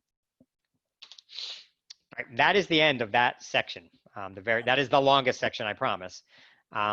But from the board members, are there any outstanding questions? I know some of you asked along the way, but anything that I did not address that you have questions about? Hey, Scott, this is Bob. Sure. I was just wondering, you said Just Kids limited to about 20. What do they normally handle? Bob, in Oakland, I'm not sure what they had last year. What I do know is in Collingswood, their largest number was at Tatum, and I think it was upwards of 60 kids, probably 62 kids that they had in the after school program. What I did not mention is we are going to include in our survey, and the survey will be next week, but we're going to include in our survey a question to our families about morning care, Just Kids care, afternoon Just Kids care, and the full day Just Kids care. So there's going to be 3 different Just Kids questions in that survey. If we can establish a large enough need in the morning, then we will try to offer Just Kids at each of our locations in the morning. Last year, what we did was Just Kids AM was at Oaklyn, was also at Tatum, where it only serves Tatum students and had enough to serve Tatum students. And then Sharp handled the overflow from all the other schools. We are not going to be able to do that this year. There's not going to be busing to bus the kids around to all the schools. So what we're going to try our best to do is offer Just Kids AM care in each of our elementary schools. But to do that, we need to know that we have enough families to sustain it. So we'll know that by hopefully the end of next week, when we get those survey answers back. Scott, it's Chris Riley. What about things like fire drills and evacuation drills? As of now, from the Department of Education, believe it or not, those things are all still required. In speaking to our Collingswood first responders, they're being pretty creative, and I have to reach out to Chief Moore in Oaklyn. They're going to be pretty creative in what those are going to look like. So instead of having students actually evacuate the building, we may bring firemen in to do some lessons with the students on what that evacuation would look like, to try to satisfy those requirements. But as of now, that is not a requirement. To my knowledge, to my understanding, that is not a requirement that's being relaxed. But it might look different, may look very different. Okay. Obviously, if you're aware of our in-school drills, our emergency drills, We do run a couple drills a year of active shooter drills. And with those, our students go through a protocol. I'm not going to share it, but it's not exactly a secret, but the students pretty much gather together in a very close area. That is not, we are not going to be able to do that, obviously. So Right. a lot of those typical protocol and routines that we do is just going to have to be different. So it does seem, and I'll reach out to Chief Moore tomorrow, it does seem like we have kind of our police and fire are on board with how they can meet those requirements without, going overboard. Perfect. Thank you. Yep. All right. So the leadership and planning, I think, is going to answer a lot of additional questions. Probably some of the biggest questions of the night are going to come under this category. Requirements to reopen. What we know today, public health trends, at least as of today, in New Jersey, support reopening. That will really be a state, or I guess it could be a county decision. My suspicion is it's going to be a state decision if that should change. But I suppose if in Camden County we see a sudden outbreak, the county could make the decision to close its schools. They did that at the beginning of this process. I think it was, maybe it might have been Bergen County, one of the northern counties, actually closed schools before the state did. So that decision will come from the state or the county. Currently, schools are expected to reopen for modified in-person instruction, and I think as late as today, the governor reinforced that. Due to social distancing requirements, we will operate on a reduced capacity. Districts need to be prepared to transition to full remote on a moment's notice. Obviously, we will do our best to clean and deep clean and clean as much as we possibly can, and we will have signage in our schools to promote distancing, face coverings, washing, hand sanitizing, as well as some of that movement around our buildings, particularly at the secondary level with one-way hallways, stairwells, those types of things. So those things are all, in consideration right now and are being planned right now. So clear communications protocols. So flow of information about specific topics. So what we will be doing, have not done yet, but what we will be doing is deciding what information will come from me directly as a district and what information is going to come from your building principal. So there's going to be things in each school, obviously, that need to come from your principals. I am not going to decide what door kids are going to enter in the morning. The principals will decide that, and they will get that information to you. Communication with the health department regarding emergency school closings. This is nothing out of the ordinary on a routine basis. If we have an outbreak of any type of an illness in our schools, we are in pretty routine communication with the health department to decide whether that outbreak mandates that we close our schools. So that part is pretty automatic for us. We have to accept that this plan is not going to be perfect from the start. We will collect feedback as we go, and we'll have to make changes based on the experience. I can tell you we are putting a lot of work right now, and there's going to be in the upcoming slides, there's going to be some slides where my answer is going to be, I don't have an answer for that, because we're putting a lot of work right now into making sure that the plan we have in place is going to work under any circumstance. The last thing we want to do is start in September, get a plan up and running that's running well, and then have to retrain everybody on October 1st when we all of a sudden have to close. We're going to try to put something together that's going to be almost not dependent on whether students are sitting in front of us at home all the time. We're going to do our best with that. That is my goal. Key considerations when we have to make plans, when we have to make changes, and we will have to make changes, is will our changes encourage distancing and discourage cohort mixing? So if you think about our students entering school during the day, and we talked about having time frames when kids come in and bringing them in shifts and all those types of things. If we find out on the first 3 days of school that's not working, and we don't see a path toward, in a couple of days people will get used to it and it will work, which is often the case, then we may have to change something there. And one of our driving forces is going to be, is it going to encourage the distancing and discourage social cohort mixing? Is it going to improve our hygiene practices? Is it going to impact mental health in any kind of way? And how is it going to impact our instruction, our learning, our family engagement? How is it going to impact those things in terms of disruption at home? We know, and we are fully aware, this is not easy for us, and it's even harder for our families at home. So we're aware of that, and we want to do our best to make sure that we don't throw you a curveball unless it's absolutely necessary, unless we just can't avoid it. So we're going to deliver our plans and our expectations through our families through multiple media. And that means we'll deliver them through text messages and emails and through social media and on our websites. all those kinds of things, all those avenues. Scheduling. Instruction time from the state guidelines can include both in-person and remote learning. Anyone on the call who works in the school knows that we are required to provide 4 hours a day of instruction for the day to count. That instructional time, that 4 hours, can include both in-person and remote learning. Our social distancing requirements certainly preclude us from bringing everybody back at once. That's not going to happen. Lunch and recess restrictions make those areas pretty much unmanageable in our current cafeterias. Time must be scheduled for school arrival and dismissal. We talked about that a little bit.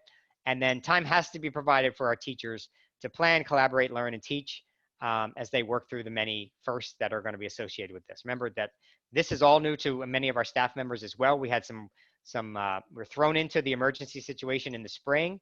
I think as that went along, when we surveyed our staff, one of the questions that we asked was about how they adjusted to remote learning.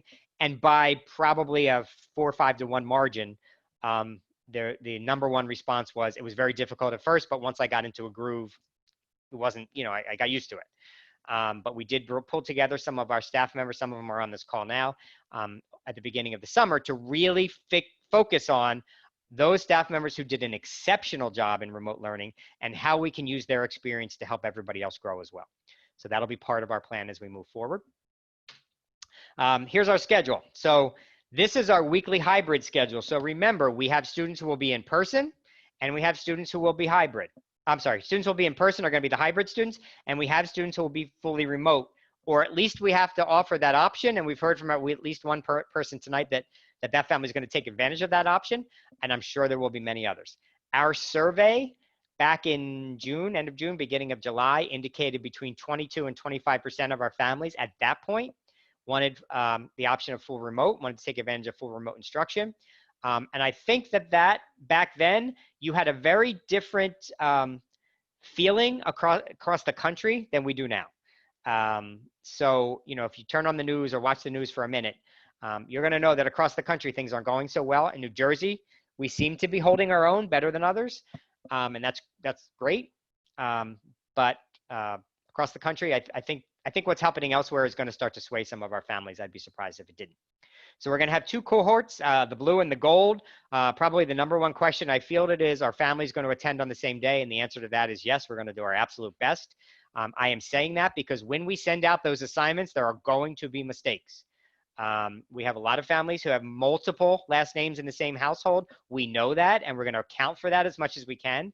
But we use something in the district, both districts, called family codes for families that share the same address.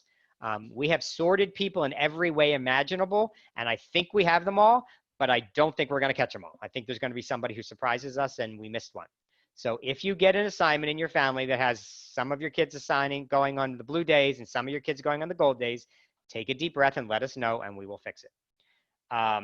So let me just fix this tonight. When I say the blue team, let's say, is going to be A through L, that might actually be broken down a little further.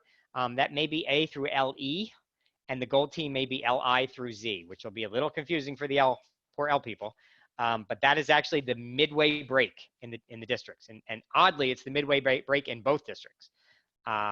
So I'm going to work on that and see if we have to refine that a little more. But in general, if your last name does not begin with an L, you will be blue if you are A to L, and you will be gold if you're M to Z. M to Z is pretty solid gold right now. The L is where we might have to break it off in the middle.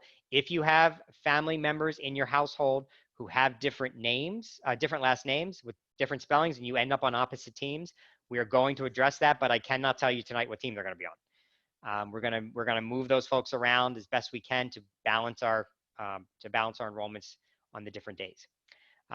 Students from the same families, I covered that. Students who will require additional support will be scheduled for additional time. So one of the questions that came up at the beginning, I believe, was that will we be let's go crazy and say 50% of our families say we're going to do remote full time, then we will invite students into school more additional days for those students who need additional support. The students with disabilities, some of our English language learning students, some of our students who require some basic skills instruction, academic interventions. Those are going to be the first group of students that we invite for additional time to come in, because those students have the academic need for that. The expectation is that our kids will be participating, learning and participating each day. So no matter where you are, whether you're full remote, half remote, hybrid, that you're going to participate. Students will be participating each day throughout the 5-day week. Students will attend school in person on cohort days listed below, and everybody will be remote on Wednesday. So the easiest way I could show this was the in-person students, the hybrid group. The blue team's going to come Monday and Tuesday. On Wednesday, everyone will be remote. On Thursday and Friday, the gold team will attend in person. And then again, this obviously would be your remote students who are going to be remote. Monday and Tuesday, the gold team is remote. Wednesday, both teams are remote. Thursday, the blue team is remote. So that's the schedule for the hybrid group. So this is, I want my student to come back as much as they can in person. All right. This is the remote schedule. So obviously the remote schedule is going to be 5 days a week. This isn't really the critical part, because clearly everybody, if you're remote, you're going to be remote 5 days a week. There will be an expectation that students are on 5 days a week. Students who, again, require additional support will be scheduled for additional time. And these students will work remotely 5 days a week, and that is the family's choice. We are not assigning anybody to remote only. That will be your choice, and that will be one of the questions that you're going to receive next week as part of the survey. So that's the remote schedule. Now, here's what you need to pay attention to.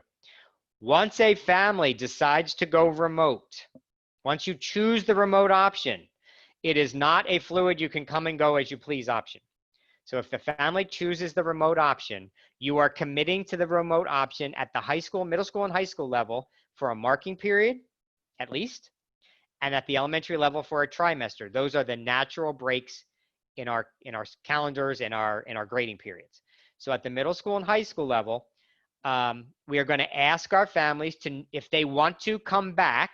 So I choose remote in July, August, beginning of August, I'm going to choose remote. If you want to return in November, if you want to return as soon as possible, then between November 2nd and 4th, you're going to let us know, and we'll send out a reminder. Please contact and let us know that you want to come back. And then that return to school date will be November 16th. That is the first day at the middle school and high school of the second marking period. Same exact rationale at the end of the second marking period, January 11th to 13th. You will notify us. You've been out for a semester now. You want to come back. January 22nd is the first day of the second semester or the third marking period.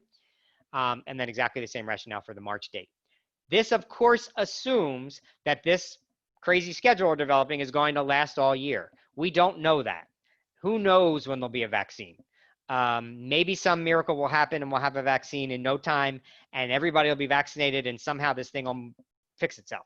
I don't think anybody believes that's going to happen right away, but let's cross our fingers and hope some miracle happens, in which case any of this could change. But right now, if this schedule remains intact and you choose the remote option at the middle school or high school level, those are the days that you notify us you want to come back. And those are the days that the students would come back live in person for the first time. Or I should say that the week, depending on what team you're on. The preschool and the elementary, you go by trimesters. So the days there will be a little bit different. You'll notify us November 16th to 18th, we want to come back. And November 30th, which I believe is right after Thanksgiving, would be your first day back. And then March 1st through the 3rd, we would notify us if we get that far. And March 15th would be your first day back in person. So that's the remote option. And those are the times if you decide to go remote. Now, if you want to do remote and stay remote all year, that's fine. The one thing that is not in this presentation is, you know what, we come back to school. I decide I'm going to send my child back to school. We're there for a couple weeks. I don't know what's going on in the country. Things are ticking up in New Jersey. We're getting nervous. I don't want to send them anymore. You can opt to go remote whenever you want. So if you're going to go out, please let us know that you're going to keep your child home, obviously. But going in that direction is going to be very fluid. We understand this is a this is nerve wracking, and there's lots of anxiety, and people are scared. You know, so if you want to go remote, you're going to be able to do that when you need to do it, and that's not on this slide. But if you want to come back into the district, you're going to be limited to those days, and we will publish those days in our plan, and we will remind you of those days as we get closer to them. Scott, this is Matt Craig. If a student has to quarantine for 2 weeks and is remote for those 2 weeks, would they be able to go back to school if they obviously are clear and healthy, or would they have to wait? No, they'll be able to. They're considered in-person students, so they would just come back when they're done. Okay, thank you. Yep, sorry, good question. Anything else? We're good? All right. All right, here's our daily schedule. So preschool. Actually, let me start down the bottom there at elementary. Elementary, we're going to arrive between 8:30 and 9 o'clock. We have not worked out the details about this yet, but there will likely be a window in there. So let's say you're on the blue team. So you're the A to L folks. It might be A to D comes between 8:30 and 8:40. E to whatever, E to H or something comes between 8:40 and 8:50, and then the rest between 8:50 and 9 o'clock. That is really our goal, to try to just spread kids out. If you are running 5 minutes late, you're running 5 minutes late. It's not the end of the world. But the important thing, if you remember from the beginning of this, is after 9 o'clock, we're not letting anybody in. So that student's going to have to stay remote and do the remote stuff that day. Instruction will happen between 9 and 1. And dismissal, again, we don't have to do the health screenings as students leave, but we're going to dismiss between 1 and 1:15 just to help with the flow of traffic out of the building and make sure that our students can leave the building safely. Our preschool will be about 15 minutes later than that because we will have families who drop their students off at Tatum in the morning, and they might have a preschool student at Sharp or at the church or wherever they're assigned. And we know that they need that little bit of flexibility. So that flexibility is built in there. And then our high school, we're looking for an arrival time between 7:50, high school and middle school, looking for arrival time between 7:50 and 8:15. Instruction from 8:15 to 12:30, that includes the passing time in the hallways. And that gives us our 4 hours. And then our dismissal time, again, 12:30 to 12:45, we'll dismiss students in a way so that they can safely leave the building without crowding the hallways. Full remote students will use the same time parameters as you see in those descriptions. Students will attend remotely on Monday, Tuesday, Thursday, and Friday. That means we'll be following that schedule, those schedules, on Monday, Tuesday, Thursday, and Friday, where new instruction will be presented. And then Wednesday will be the support day. So Wednesday is going to be a real catch-up. It's a catch-all day. We're going to catch students who need additional support and really try to use that day as flexibly as possible in an effort to make sure that as many of our kids as possible are successful. In terms of what will the instructional day look like, that is something that we are debating in the district pretty heavily. So we're going to work on it again tomorrow. And by instructional day, this is in elementary school, this is when the instructional day will happen. But if you are not in school during that time, I'm either a student whose team is remote today, or I'm a student who's remote all the time. We're working hard to figure out how to best serve all of the students as best we can.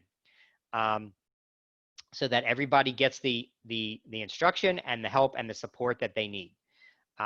This idea of synchronous learning sounds really flashy and fancy, but as a school district, we have a lot of concerns with taping lessons, recording lessons, all those kind of things. It's not as simple as it sounds. So I will go into that over the next couple slides. So students will arrive during the designated window. Again, the lateness piece. Students are encouraged to stay the entire school day. There will be a lot of time when your children are not in school. So we are going to ask families as best possible, and I know it's not always possible, but please schedule doctor's appointments and dentist appointments and orthodontist appointments outside of those hours. It will really make everything run much more smoothly. Again, students will attend class whether in person or remote. They're not going to need days off during this system. The new content will be supported and taught Monday, Tuesday, Thursday, and Friday, and Wednesday will be used for additional support. And again, this is the piece that's in development. We are working hard at this to try to, number one, meet everybody's needs as best we can, and number two, to try not to upset the apple cart if we should have to go full remote. If once we establish a routine and a process, we don't want to have to flip it all on its ear because all of a sudden there was an uptick in New Jersey and we have to go full remote. We want to try to stay with the instruction as much, stay with the system and the schedule as much as possible. So we're working really hard on that.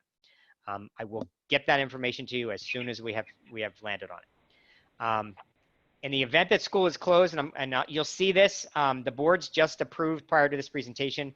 They approved the school calendar changes. You will see, and we will send home the school calendars are marked with gold and blue days, blue and gold days. They're marked right on the day. So on days where we don't have 5-day weeks, I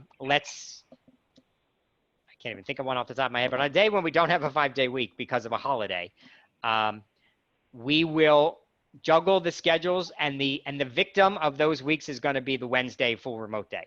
So let's say you are a blue team member and you are and school is closed for a holiday, a federal holiday, whatever, on Monday. So we will push you back so your days are are Tuesday and Wednesday, and then the gold team will come in as regular days. So we're going to try to minimize disruption by not switching the schedule all over the place, but there may be times, and you'll know it, it's right on the calendar, there will be times where if school's closed on a Monday, we're going to switch you over to Tuesday, Wednesday instead. So the victim in any of those holiday type things is going to be the Wednesday remote day. So we're going to get kids face-to-face as much as we possibly can. We're committed to that. Scott? Yep.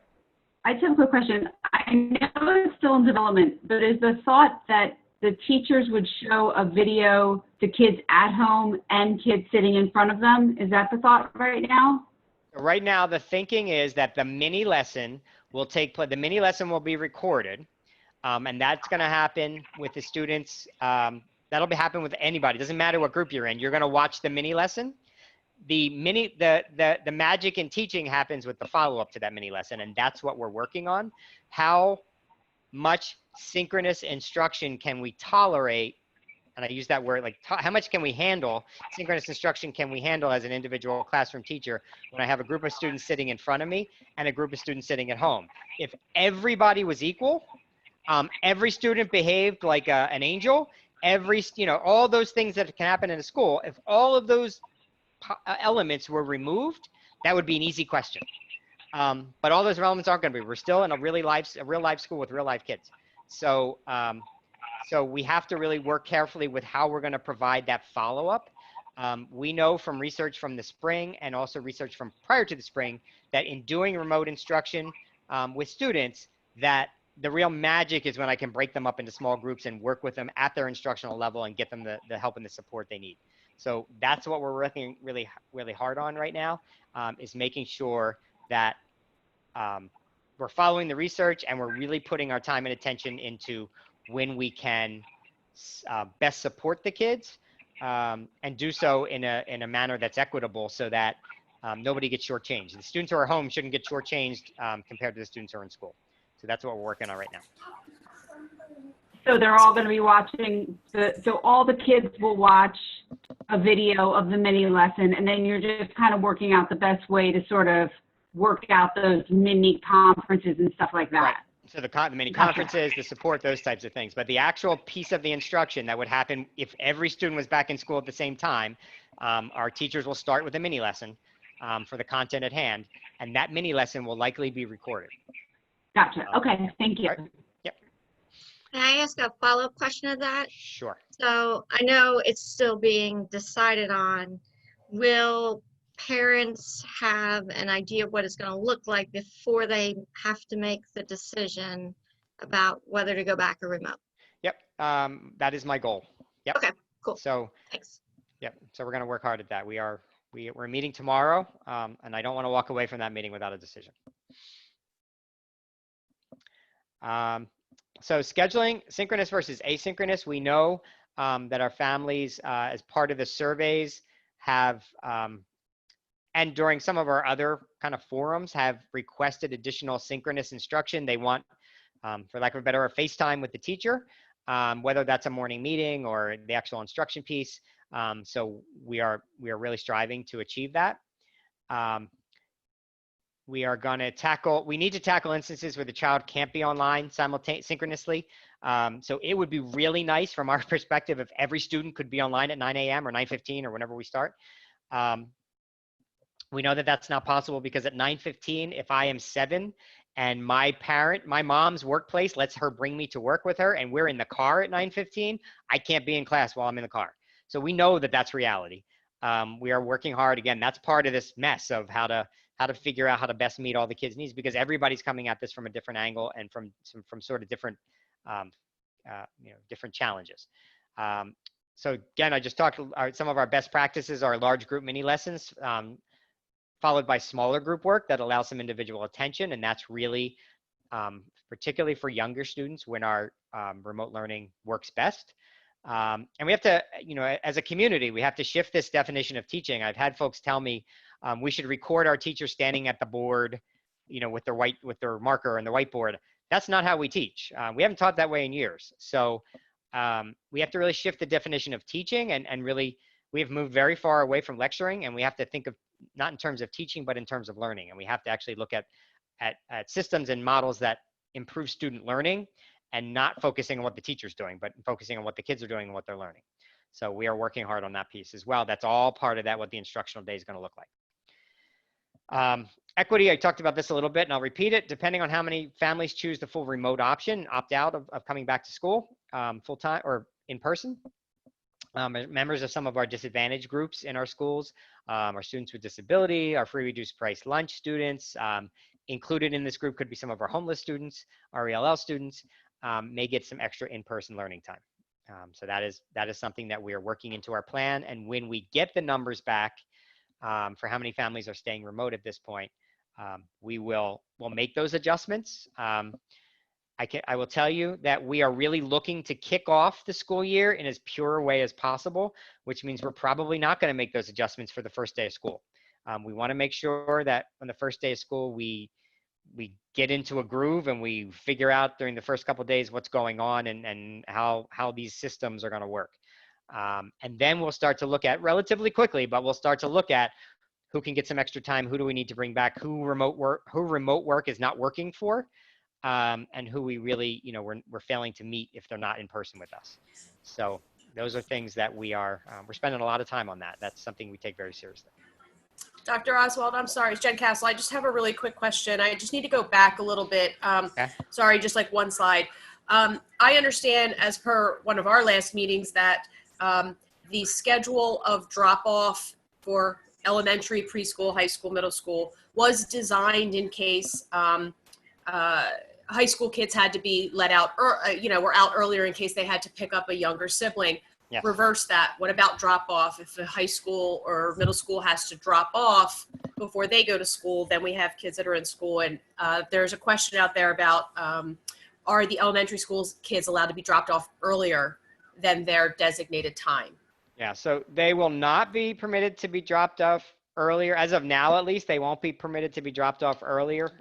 We just may not have the supervision for them at that time. Give me 1 second to write that down so we can talk about it. And I will tell you that we had a debate probably a month ago about what works better, because we had talked about certainly switching that up, having the elementary kids start first and the high school kids come in second. Not only is it the childcare issue could play in there, but also, quite honestly, the research that shows high school kids should start later. When we had that debate internally, our elementary principals overwhelmingly said, at least under normal circumstances, the number of students who rely on an older sibling to pick them up is far greater than the number who rely on them to drop them off. But if we have case-by-case basis, we have specific cases, we also have to commit to working through those, and we'll do that. I mean, we'll do our best. Hopefully it's not an overwhelming number, but if it is, if we find that we have a handful of kids who just need an accommodation, we'll see what we can do about it. Scott, another question about that topic. Are you going to be encouraging parents to go with at least the younger kids for the screening in case they have to get it taken home? Yes. So if our students are coming in and they are you know, certainly at the younger elementary ages, we would like for all elementary kids, to be honest, but certainly at the younger elementary ages, to have the parent come and stay with the student during the screening process, which is not going to be long. It's not going to be, you know, it's not a, we're not performing surgery or anything. It's going to be pretty quick. But if the student does not, you know, our hope is if the student doesn't pass the screening, that they're not even at school. But we know that there are families that don't have thermometers that, you know, so if we take a temperature and the student comes up with a temperature, we're going to have to send that student back home, and it just makes it a lot smoother if the parent's still there to take that, rather than us isolate the student, which is going to make the student very uncomfortable, and then have to call and get the family, get somebody on the phone and bring them back. And I mean, that's just the whole process that we're going to try to avoid. We're going to do our best to try to avoid that. So we're going to encourage our families to stay with their kids as best we can. Thank In you. the morning. All right, let's see where we are. All right, we're getting close here. So some leadership and planning implementation strategies, communication will include a website, probably the worst timing in the world. This is part of our communications plan. We actually have a new website in development. The Collingswood site is done. That will go live at the end of this week, so it's going to be a little bit different. There's also a new app that goes with that that'll be very helpful. Probably by the weekend, when you log onto the Collingswood website, it's going to look very different. Oaklyn, you're about a week behind, so yours will be early to mid-August.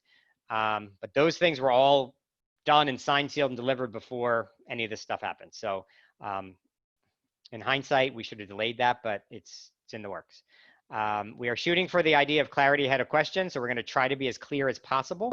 And then sadly, that means some of our communications may be a little lengthy because we're trying to get ahead of the questions before they come in. The administration and staff will develop and communicate clear attendance expectations, and that does not mean if your child's sick to have them come to school. That means particularly when your child is at home, what's going to count as them being in school that day. There are two things that we struggled with a lot in the spring. One of them was assessment, and one of them was assessment meaning testing, giving grades, and the other was attendance. So we have people inside the district who feel all different kinds of ways about both of those items, those areas. So we're going to work on that. That is right after we get done what the daily schedule is going to look like. That's next on the list. So we're going to tackle that within a week or so. Keeping in mind that synchronous instruction works for many, but doesn't work for all. We understand that. The district will provide a device to each student and access points as needed. So last year, devices were provided to all students grades 2 through 12. Or actually 2 through the 18 to 21 program. Our first kindergarten, preschool, and first grade students were surveyed, and any family that needed a device was provided a device. As of this year, every single student, preschool through grade 12 and beyond, will be provided with a device. We also have access points available if a family does not have internet access. We have those hotspots available to provide them with that access. Professional learning will be necessary. That's part of the calendar change.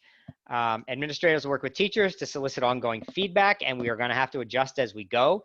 We are not going to commit to doing something that's not working. If it's not working, we're going to have to abandon it and fall back to something that will work. The administration will develop contingency plans to address staff shortages. I'll talk to that at the very end.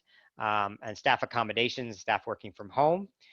We are working on Google Classroom as our daily launching pad, which means everybody will start their day, whether you're in school, home, remote, hybrid, remote, whatever.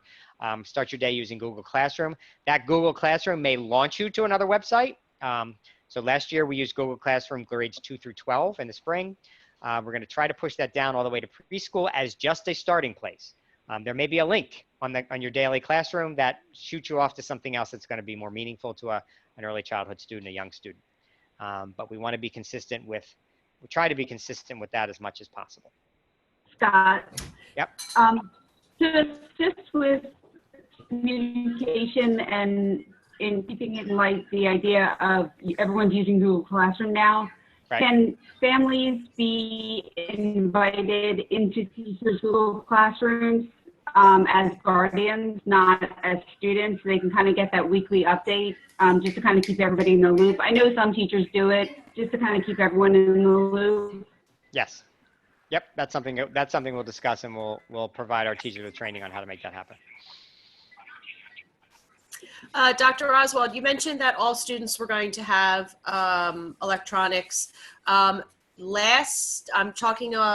speaking in regards to Oakland. Last year, Oakland's fifth graders, they have their computers. The understanding was when they got to middle school, they were trading those in for then middle school computers. Right. How is that going to work? Are these fifth graders who are now sixth graders just keeping their Chromebooks that they have? No, we have ordered new Chromebooks. So our typical routine is we have classroom, a typical year, we have classroom sets in our elementary schools, grades 3 on up. And then in 6th grade, the student gets a Chromebook to take home. It's theirs. And then in 9th grade, they get a refresher. They get a new one. So that is still the plan. I can tell you as of last Friday, our distributor for our Chromebooks indicated that they were not guaranteeing that they'd be available by the first day of school. We were actually hoping to get them into people's hands before the first day of school. So we still have our fingers crossed that that'll happen. But if we do not have the Chromebooks by the first day of school, then the 5th graders will keep them. Our little guys are going to use, our younger kids are going to use a different Chromebook that's more suited, the touchscreen more suited to their needs. But our upper level kids, the plan is 6th and 9th grade, just like always, will get new Chromebooks. Will they be here on day one? That's the question. If they're not, as soon as they're here, we'll get them to them. And then we will collect the old ones and get them back where they belong. Thank you. Yep. So roles of our staff, there's no magic in here. This is just part of the state plan. So all of our staff are going to be asked to monitor and reinforce distancing. That's got to be a kind of an all for one type of a responsibility. Our teachers, administrators, and paraprofessionals will focus on continuously improving during hybrid instruction. That's why we have PD built into our schedule purposefully. Our supplies, our elementary administrators are working on a common supply list across our elementary grades, and that'll go across both districts. Some of those supplies may well be provided by the districts, by the schools, but we know there are some things that our kids need, particularly for their remote days. Feedback and assessment, that's one of those 2 areas I told you that we were working on in terms of how to give feedback, how to assess students in their learning. That may look very different than it has in the past. There are ways to do that, but we're going to work with some of our really kind of our leaders in the area of remote learning for what they did in that area last year. And then teacher support. So our administrators, counselors, nurses are available to help support both our professional and paraprofessional staff throughout this. Educator roles with technology. The IT department, I think last year really rose to the challenge. They did an outstanding job under really tough circumstances. During the spring, we're going to follow much of the same process this year in terms of Chromebook breaks, somebody spills milk into it, whatever happens to it. The process last year was relatively seamless. As tools are selected, we're going to develop instruction. Our 2 groups that are working on instruction and remote learning have identified staff members who are really, really strong with each of those tools. And we're going to develop PD for the staff. And we have also talked about developing PD or some instruction, I guess, for families. So we may very well have, with different tools that we choose, we'll have some family support out there in terms of kind of videos to help the families understand the purpose of the tool, how to navigate the tool. We are also looking at tools that allow us the ease of logging in and passwords. The last thing anybody who has a 1st grader knows, the last thing you want to do is spend your day trying to get them in with their password. So things with Google single sign-on are very beneficial to us, and several of the tools that we are looking at include that as an option. Professional learning to teachers, and we'll work on some professional learning for families. And then we're going to work on some digital literacy. We're going to be able to provide our students with digital literacy 101. I can tell you that across elementary and secondary levels, we are really looking at September in terms of social emotional learning and appropriate digital literacy skills. So spending a lot of time getting our students up to speed on those expectations, as well as making sure they're okay and they're ready to get into this journey this year. Policy and funding is the best section of all because it is 1 slide.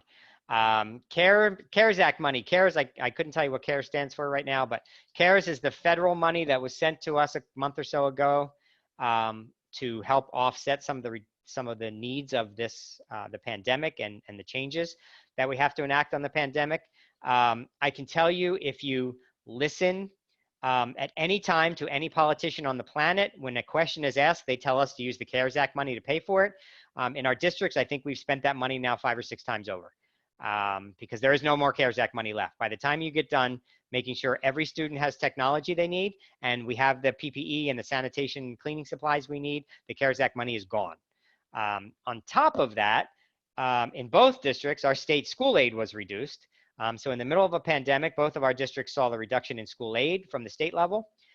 So that will offset some of the additional CARES money that we received. And then we are also eligible perhaps for some FEMA money, some emergency management money. FEMA is considered a payer of last resort. You'll see the kind of the context there.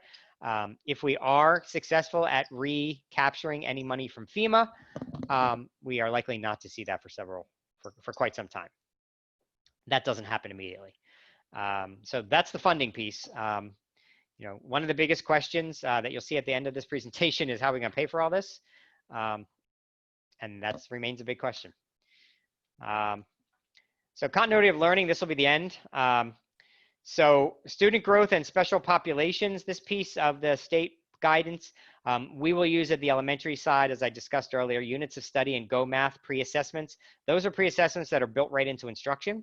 So we do that routinely. It is not a test that the teacher collects and grades.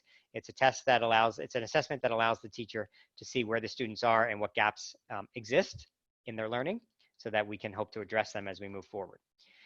That'll provide us with a baseline there. Secondary level, we will use Common Lit and Imagine Math to do much the same thing. District is working on the plan to prioritize the needs of students from special populations. Those are the areas that I discussed previously. Students receiving related services, that would be speech, OT, PT, counseling, any of those related services, mostly through special education. Special services can receive those remotely or in person. That question has come up a couple times. If I choose to keep my child home for remote instruction, can they still receive their related services? And the answer is yes. They can receive the related services. IEP meetings can happen remotely. We did just about all of our IEP meetings in the spring remotely. And some of our testing, however, if we have a student who's being evaluated, some of that testing really relies on in-person assessments to be valid. So some of that testing will have to happen in person. We have protocols set up and safeguards in place, but those types of things, even if you're a full remote student, we'll have to work with you on that to see if we can get the student in for some of the testing that has to happen, and that's the child study team testing. Decisions regarding medical fragile students will be decisions that involve families, the nurse, child study team, everybody who's involved in the care of that student. Dr. Oswald, can I ask a question about this? Yep. Particularly for students receiving special services. Mm-hmm. So very often the physical therapist is only there 1 day a week, occupational therapist only there 1 day a week. So if a student is attending school in person, and their last name isn't the Blue Day or the Gold Day or whatever, just something to keep in mind in terms of scheduling. Right. That the student could receive those in person if they're choosing to attend in person. Yep, that's something we have not discussed that. At least I have not discussed that with anybody. Perhaps Dr. Whitehouse has, but I will get an answer to that question. That's a good question. Scott, I just had a quick question about students with IEPs who are choosing full remote option. Yep. If they need amendments, I guess, to their IEPs in order to assist with remote learning, yep. Is there a point person for the district, or do they go to the case manager? What's the best way to do that? That would go through the case manager. So if a family is choosing that option and choosing the full remote option and believes they need amendments, or even if they're in the hybrid option and they believe they need amendments, then they should reach out to the case manager. If for some reason the family doesn't know the case manager, who the case manager is for whatever reason, then you can just reach out to the child study team and we can track that down for you.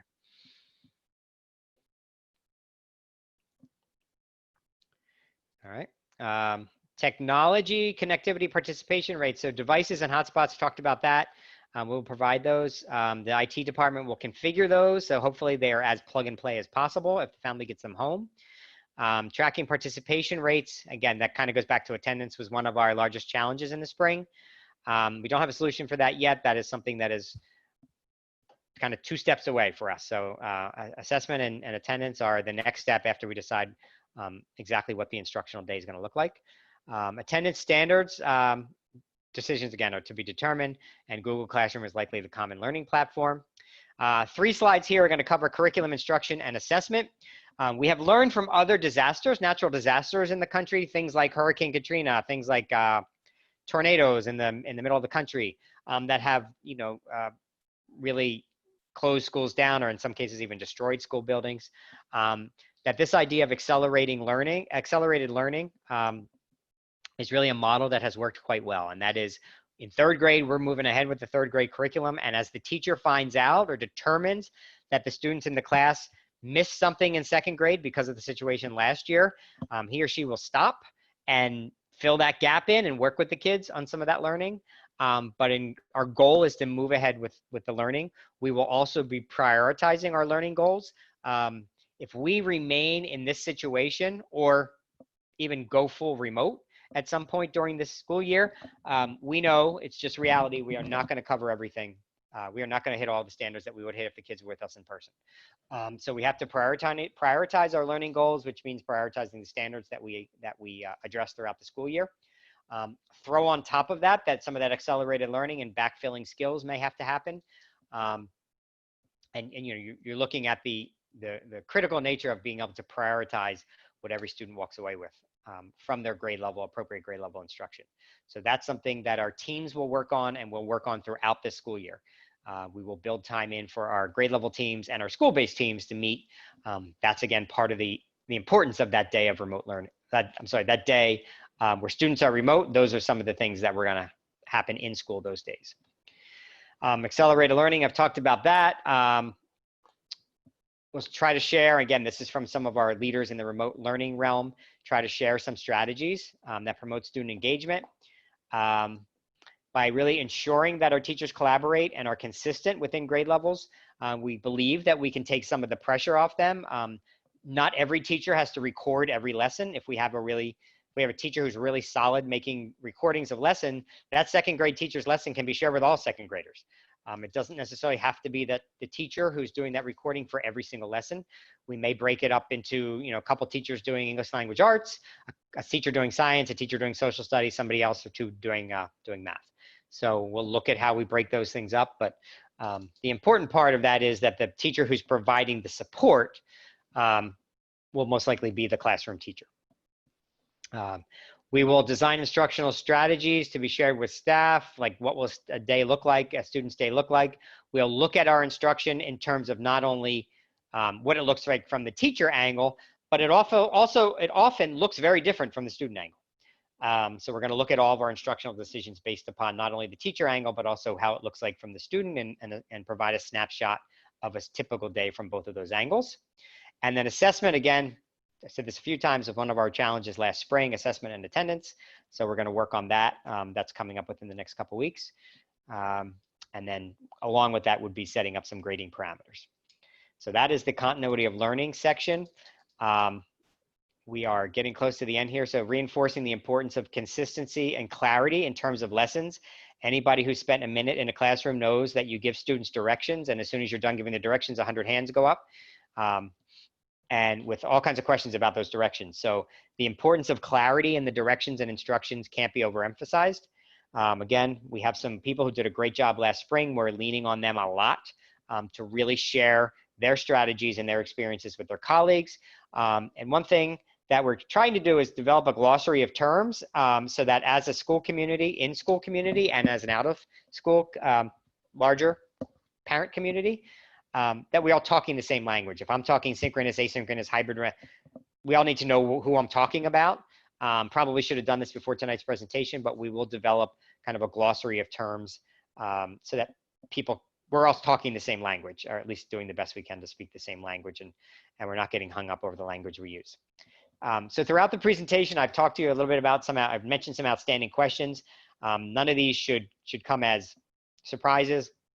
Attendance, was an issue in the spring in terms of how are we taking attendance particularly when the students are remote. So we will come to some decisions about that. Assessment, how are we going to assess what the students know and are able to do? Exact structure of the day, we've talked about a lot here, and we have to keep in mind that there are legal ramifications for that. And FERPA is the federal law that guarantees families privacy about their students' education. And the idea of turning on cameras and going full-blown synchronous instruction with cameras recording every teacher's move with kids in the classroom, not particularly following the guidelines of FERPA. Tools, developing a common list of tools I mentioned that work well in a hybrid environment. In a perfect world, a lot of those tools will span K through 12. I think that we are preschool to 12. I think that we've identified some tools that work in all different grade levels. Obviously, some of those tools are going to have to be grade specific or grade span specific. And we also have to keep in mind the affordability. We can't afford to go out and buy 1,000 different things. School calendar, I think we mentioned this at the beginning of the meeting. Teachers will return on September 1st. So that's the day the teachers have been returning all along.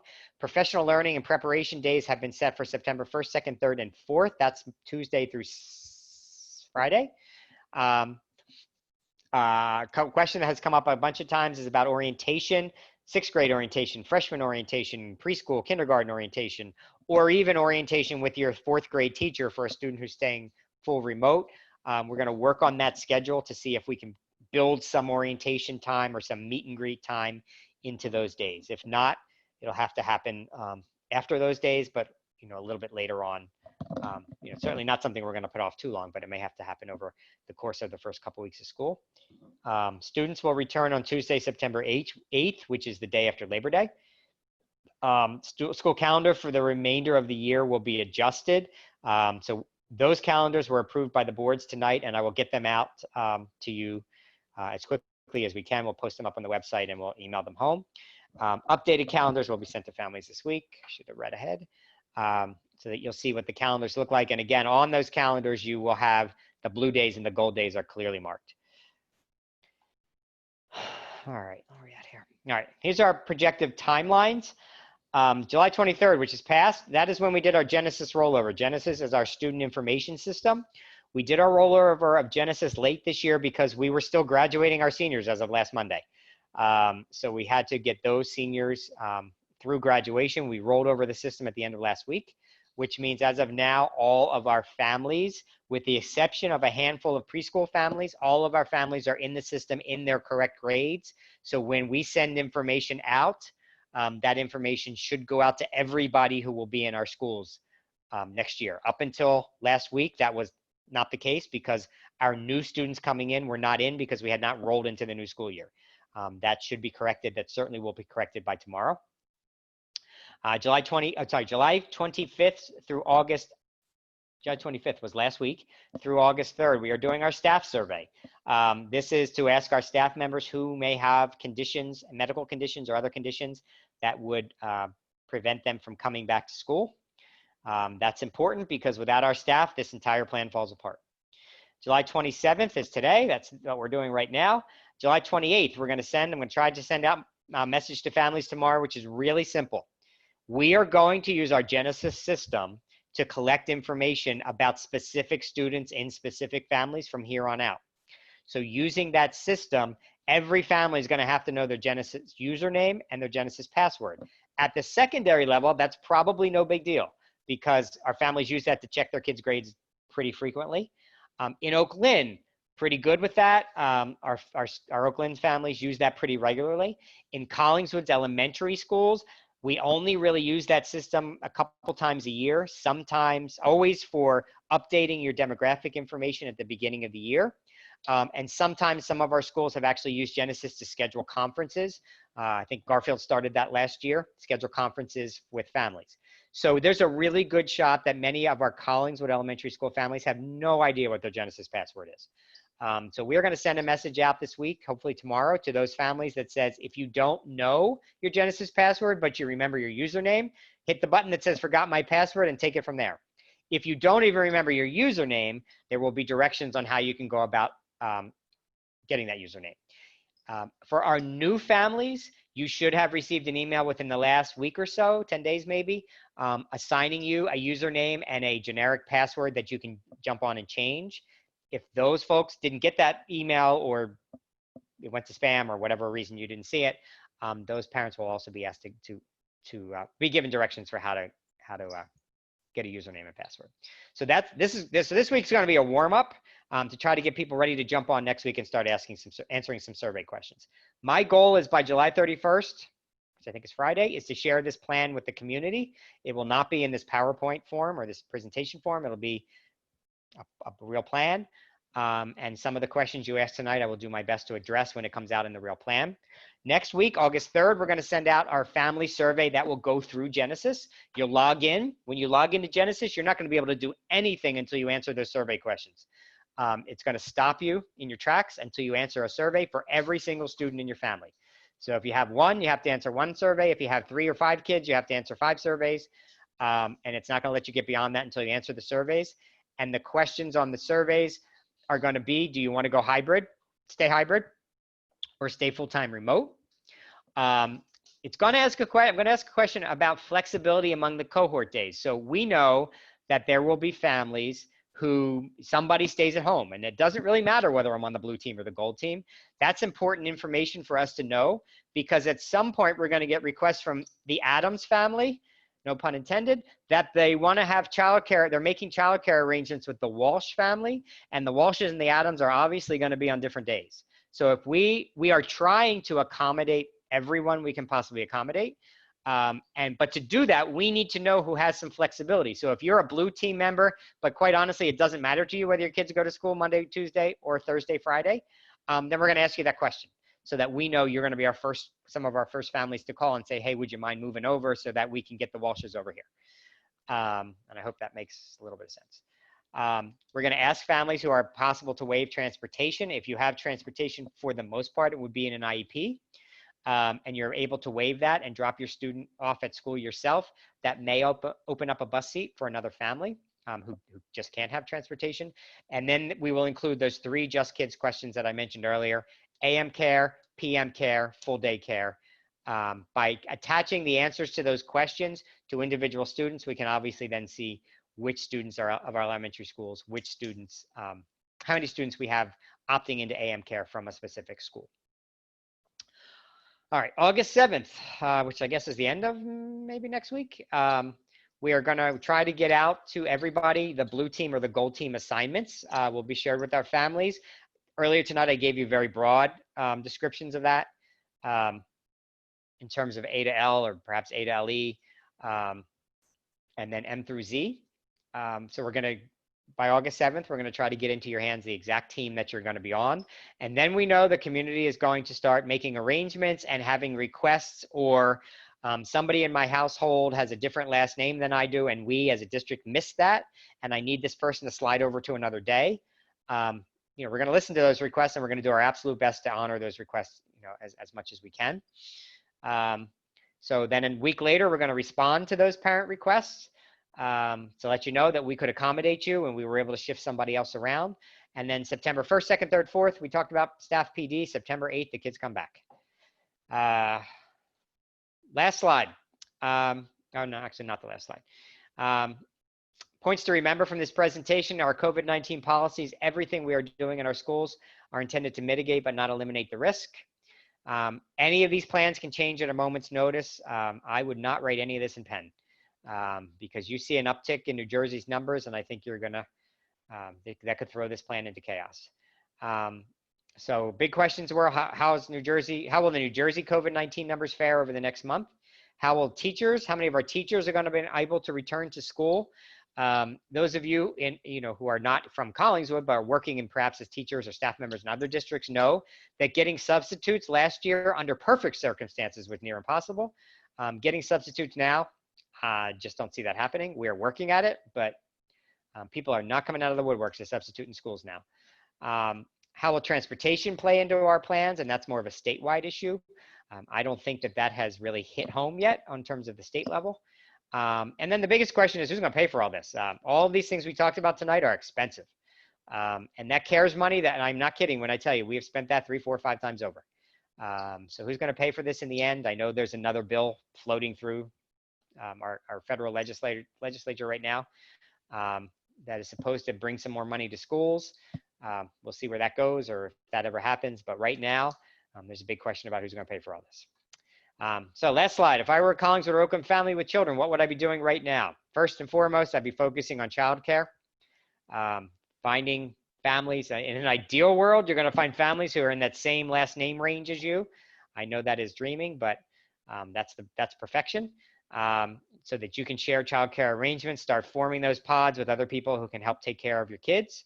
I would determine with my children which mask and face covering they can tolerate the most, the best.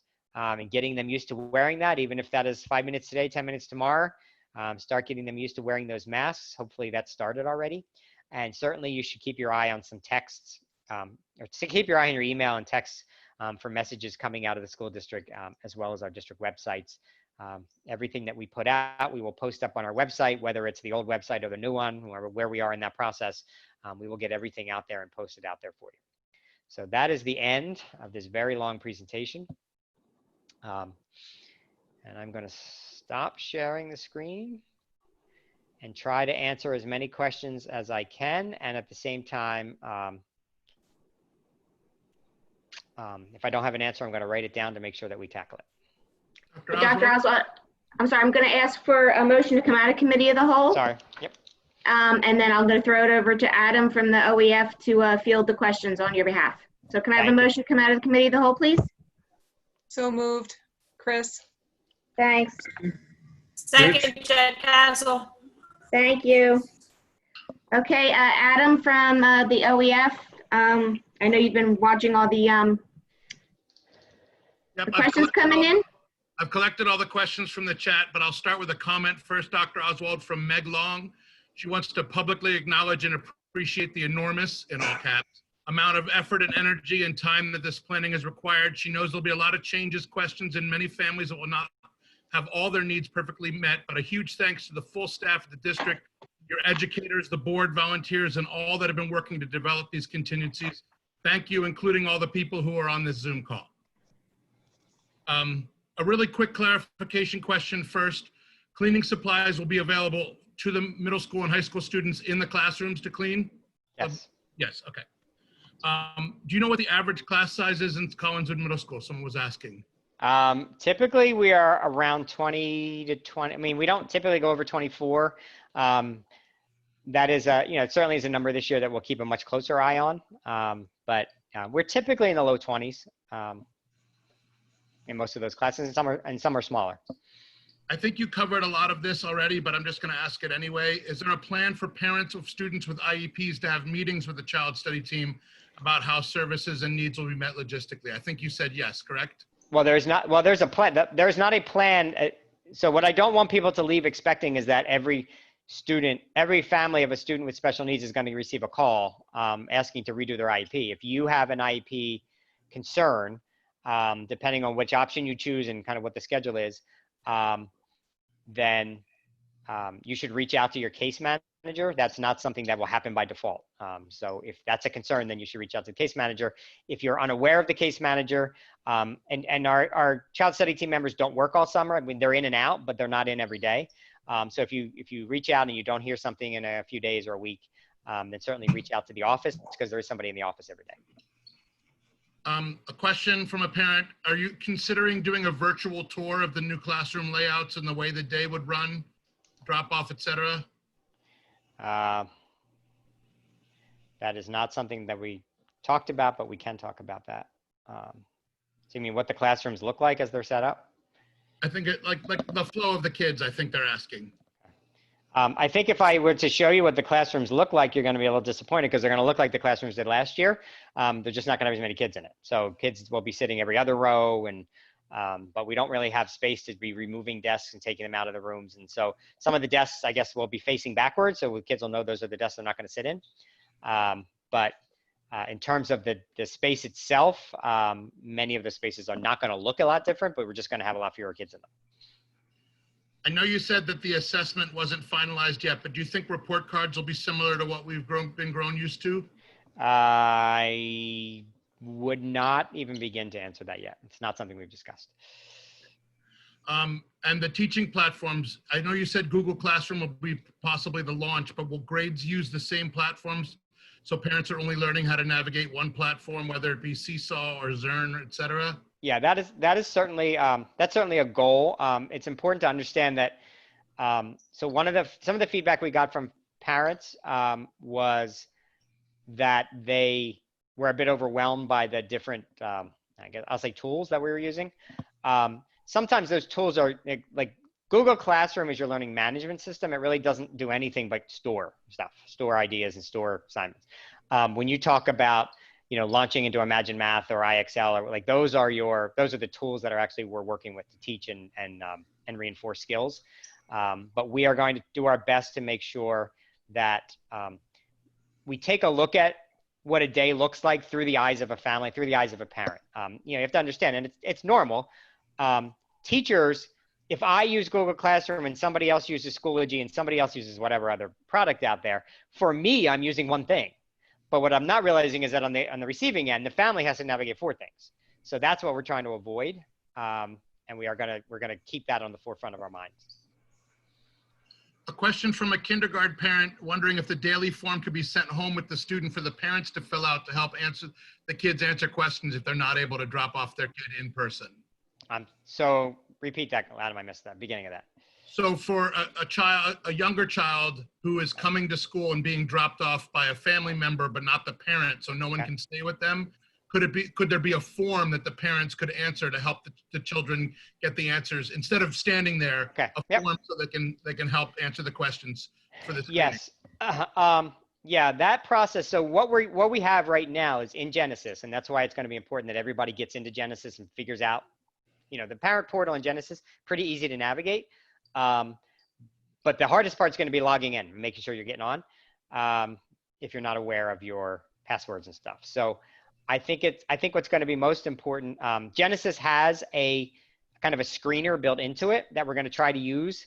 So that screener will have the questions, but we are also going to send those questions home in a kind of more user-friendly, user-friendly, family-friendly format, so that parents will have those questions available to them, that they can work with the kids in the morning, or, I guess if you want to bring the sheet with them, make some copies of the sheet and then bring them with you, that's fine too.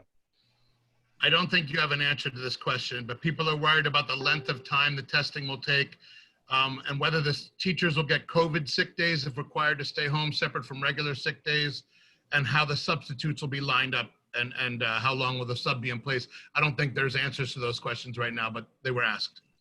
So I can tell you that I'm not sure what how long will the testing take? I'm not sure what that means. The assessments at the beginning? No. The testing for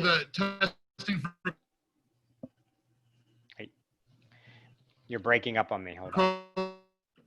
COVID, if you have to get a COVID test, the results get it back. Results of the test once you get tested for COVID.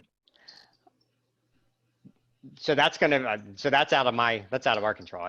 If you get tested for COVID, we're not testing at the school. So if you get tested, it's going to be how quickly whoever tests you, wherever you go, how quickly they get it back to you.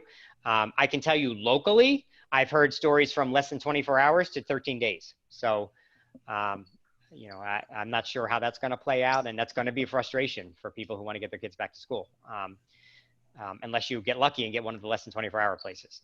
And then so the sick days, teacher sick days, there is, and we sent to the staff over the weekend. I sent to the staff over the weekend. There's an incredibly complex and convoluted process in terms of, I guess you could call them COVID days, that teachers can use, and they can be used for sick time. I'm sick, I'm quarantined.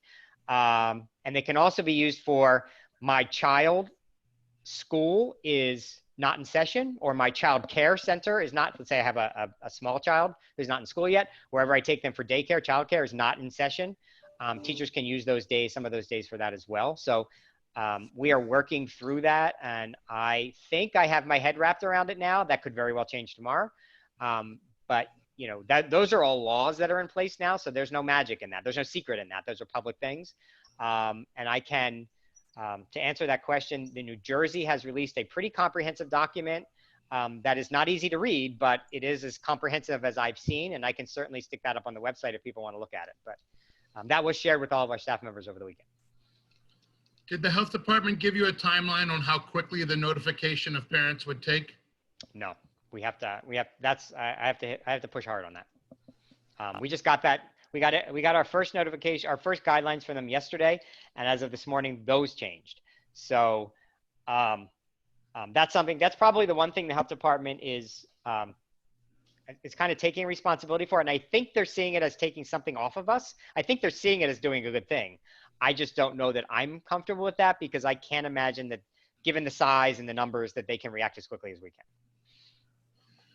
Junior Honor Society and National Honor Society require volunteering. Do you have any idea if students will still be eligible for that if they can't volunteer? I would not worry about that. Yeah, well, Okay. that's the least of our worries. Just asking the questions that are in the I chat. When you do the response to the teachers, the parents on the 21st, will they also know who their teacher will be and the list of other students? I do not believe you will know the list of other students. I don't see any reason. Yeah, we haven't talked about the teacher assignment piece, but I don't see any reason why you would not know the teachers. But I don't do that part, so I don't want to commit somebody to something that may not happen. But I mean, I don't see a reason off my top of my head that couldn't happen. But my elementary principals will jump on me tomorrow when for saying that. How were community members chosen for the different committees? They were chosen by the committee members. So I have, because my committee is the steering committee, I have the first responder folks on my committee, and so first responder and emergency management folks on my committee. There's a school day question. You said that's not an answer yet. If a high school student is remote only, can they participate in fall sports? I guess that's a middle school question too. Yep. Yes. So the guidance that we received on Friday from the Department of Ed, I think it is in that guidance. You'll see five or six kind of points that we have to hit. Number 3, I believe it is, says that the students who are remote kind of have all the rights of everybody else. So they're considered in school. So if you're considered in school, then you can participate.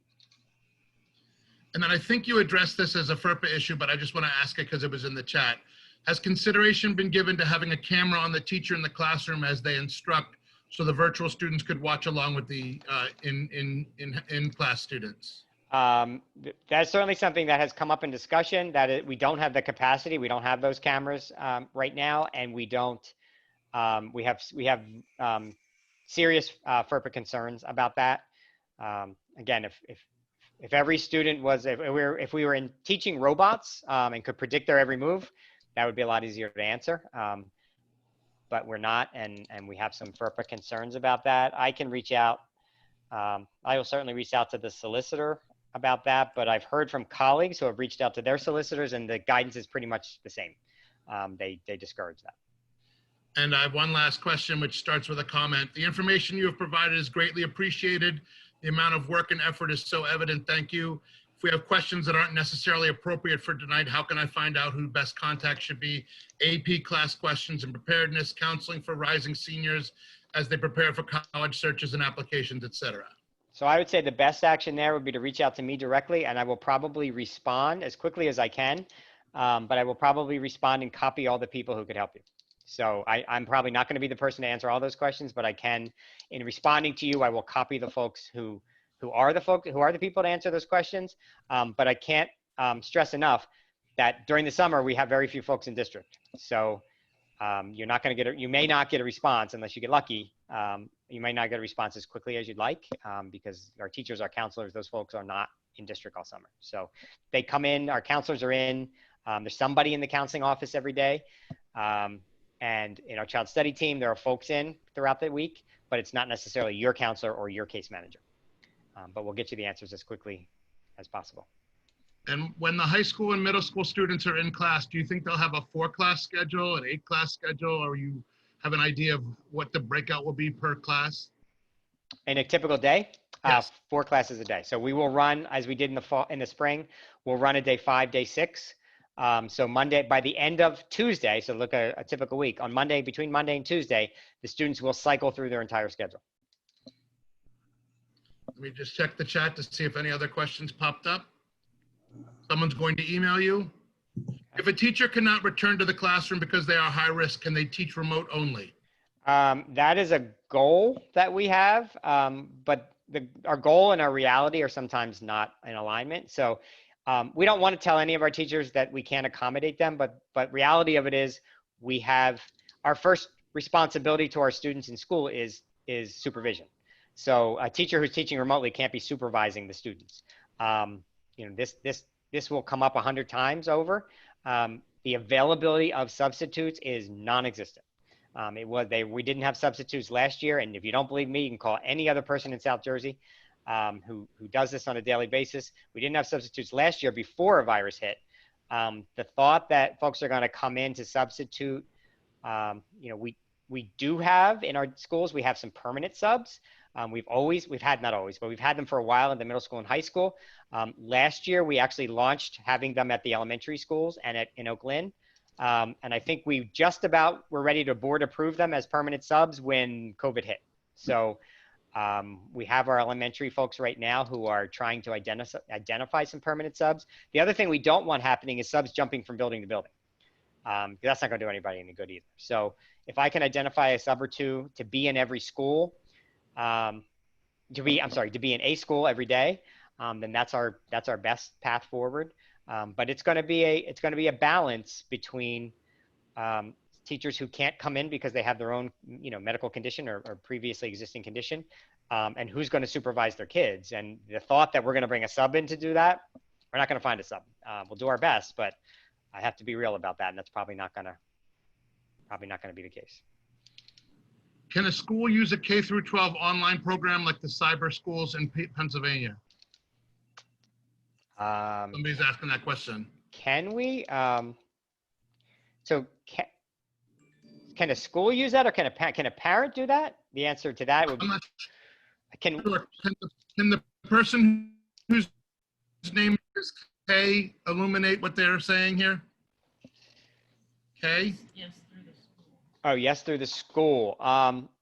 So I guess that question, one of the questions that came up, I think last time we did this was, is the district going to outsource its remote learning? And the answer to that is no. Well, my question was, Pennsylvania, New Jersey doesn't have it for free tuition, which is the K through 12 academy for remote learning and online schooling. Right.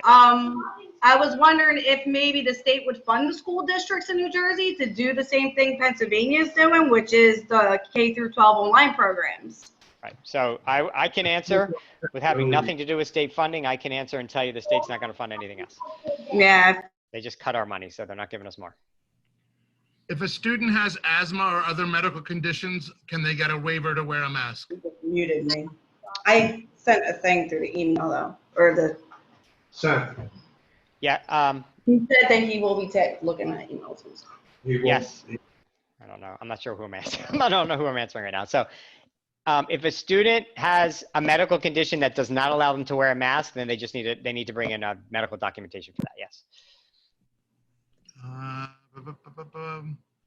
Somebody asked about class teacher assignments and classmates. I believe you answered the class teacher assignment is likely on the 21st of August, but not the classmate list. Not your classmate list, but if you go by the breakdown in the alphabet, you can probably guess. I mean, in Collingswood, I don't know, I guess it's a question from Oaklyn or Tatum, but in Collingswood, most of our classes in our schools, there's one section of each grade. So if you're Tatum, we have a couple sections, or Oaklyn, where you have a couple sections, then I guess it wouldn't just be by your last name. So we will not tell you who's in your child's class. We don't tell you that on a normal year. There's one person, Bob Fink, who's unmuted. Did you want to ask a question, Bob, or is that just a mistake? Okay, I just want to make sure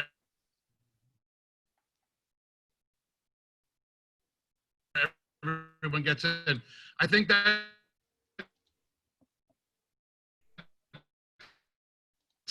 that's the last thing, Dr. Oswald, unless somebody else. I froze. He froze. Yeah, I'm frozen. There we go. Sorry, I froze for a second, Dr. Oswald. I froze. It's my fault. Sorry. I was just saying there's no more questions in the chat, so I don't think there's any more questions. Okay, thank you. Thanks, Adam. Good job. So finally, Dr. Oswald, you can take a break. I'd like to thank everybody and call for an adjournment. Can I have a motion and a second to adjourn the joint school board meetings? Jen Castle motions. Todd Schaefer, second. Thank you, everyone. Stay well.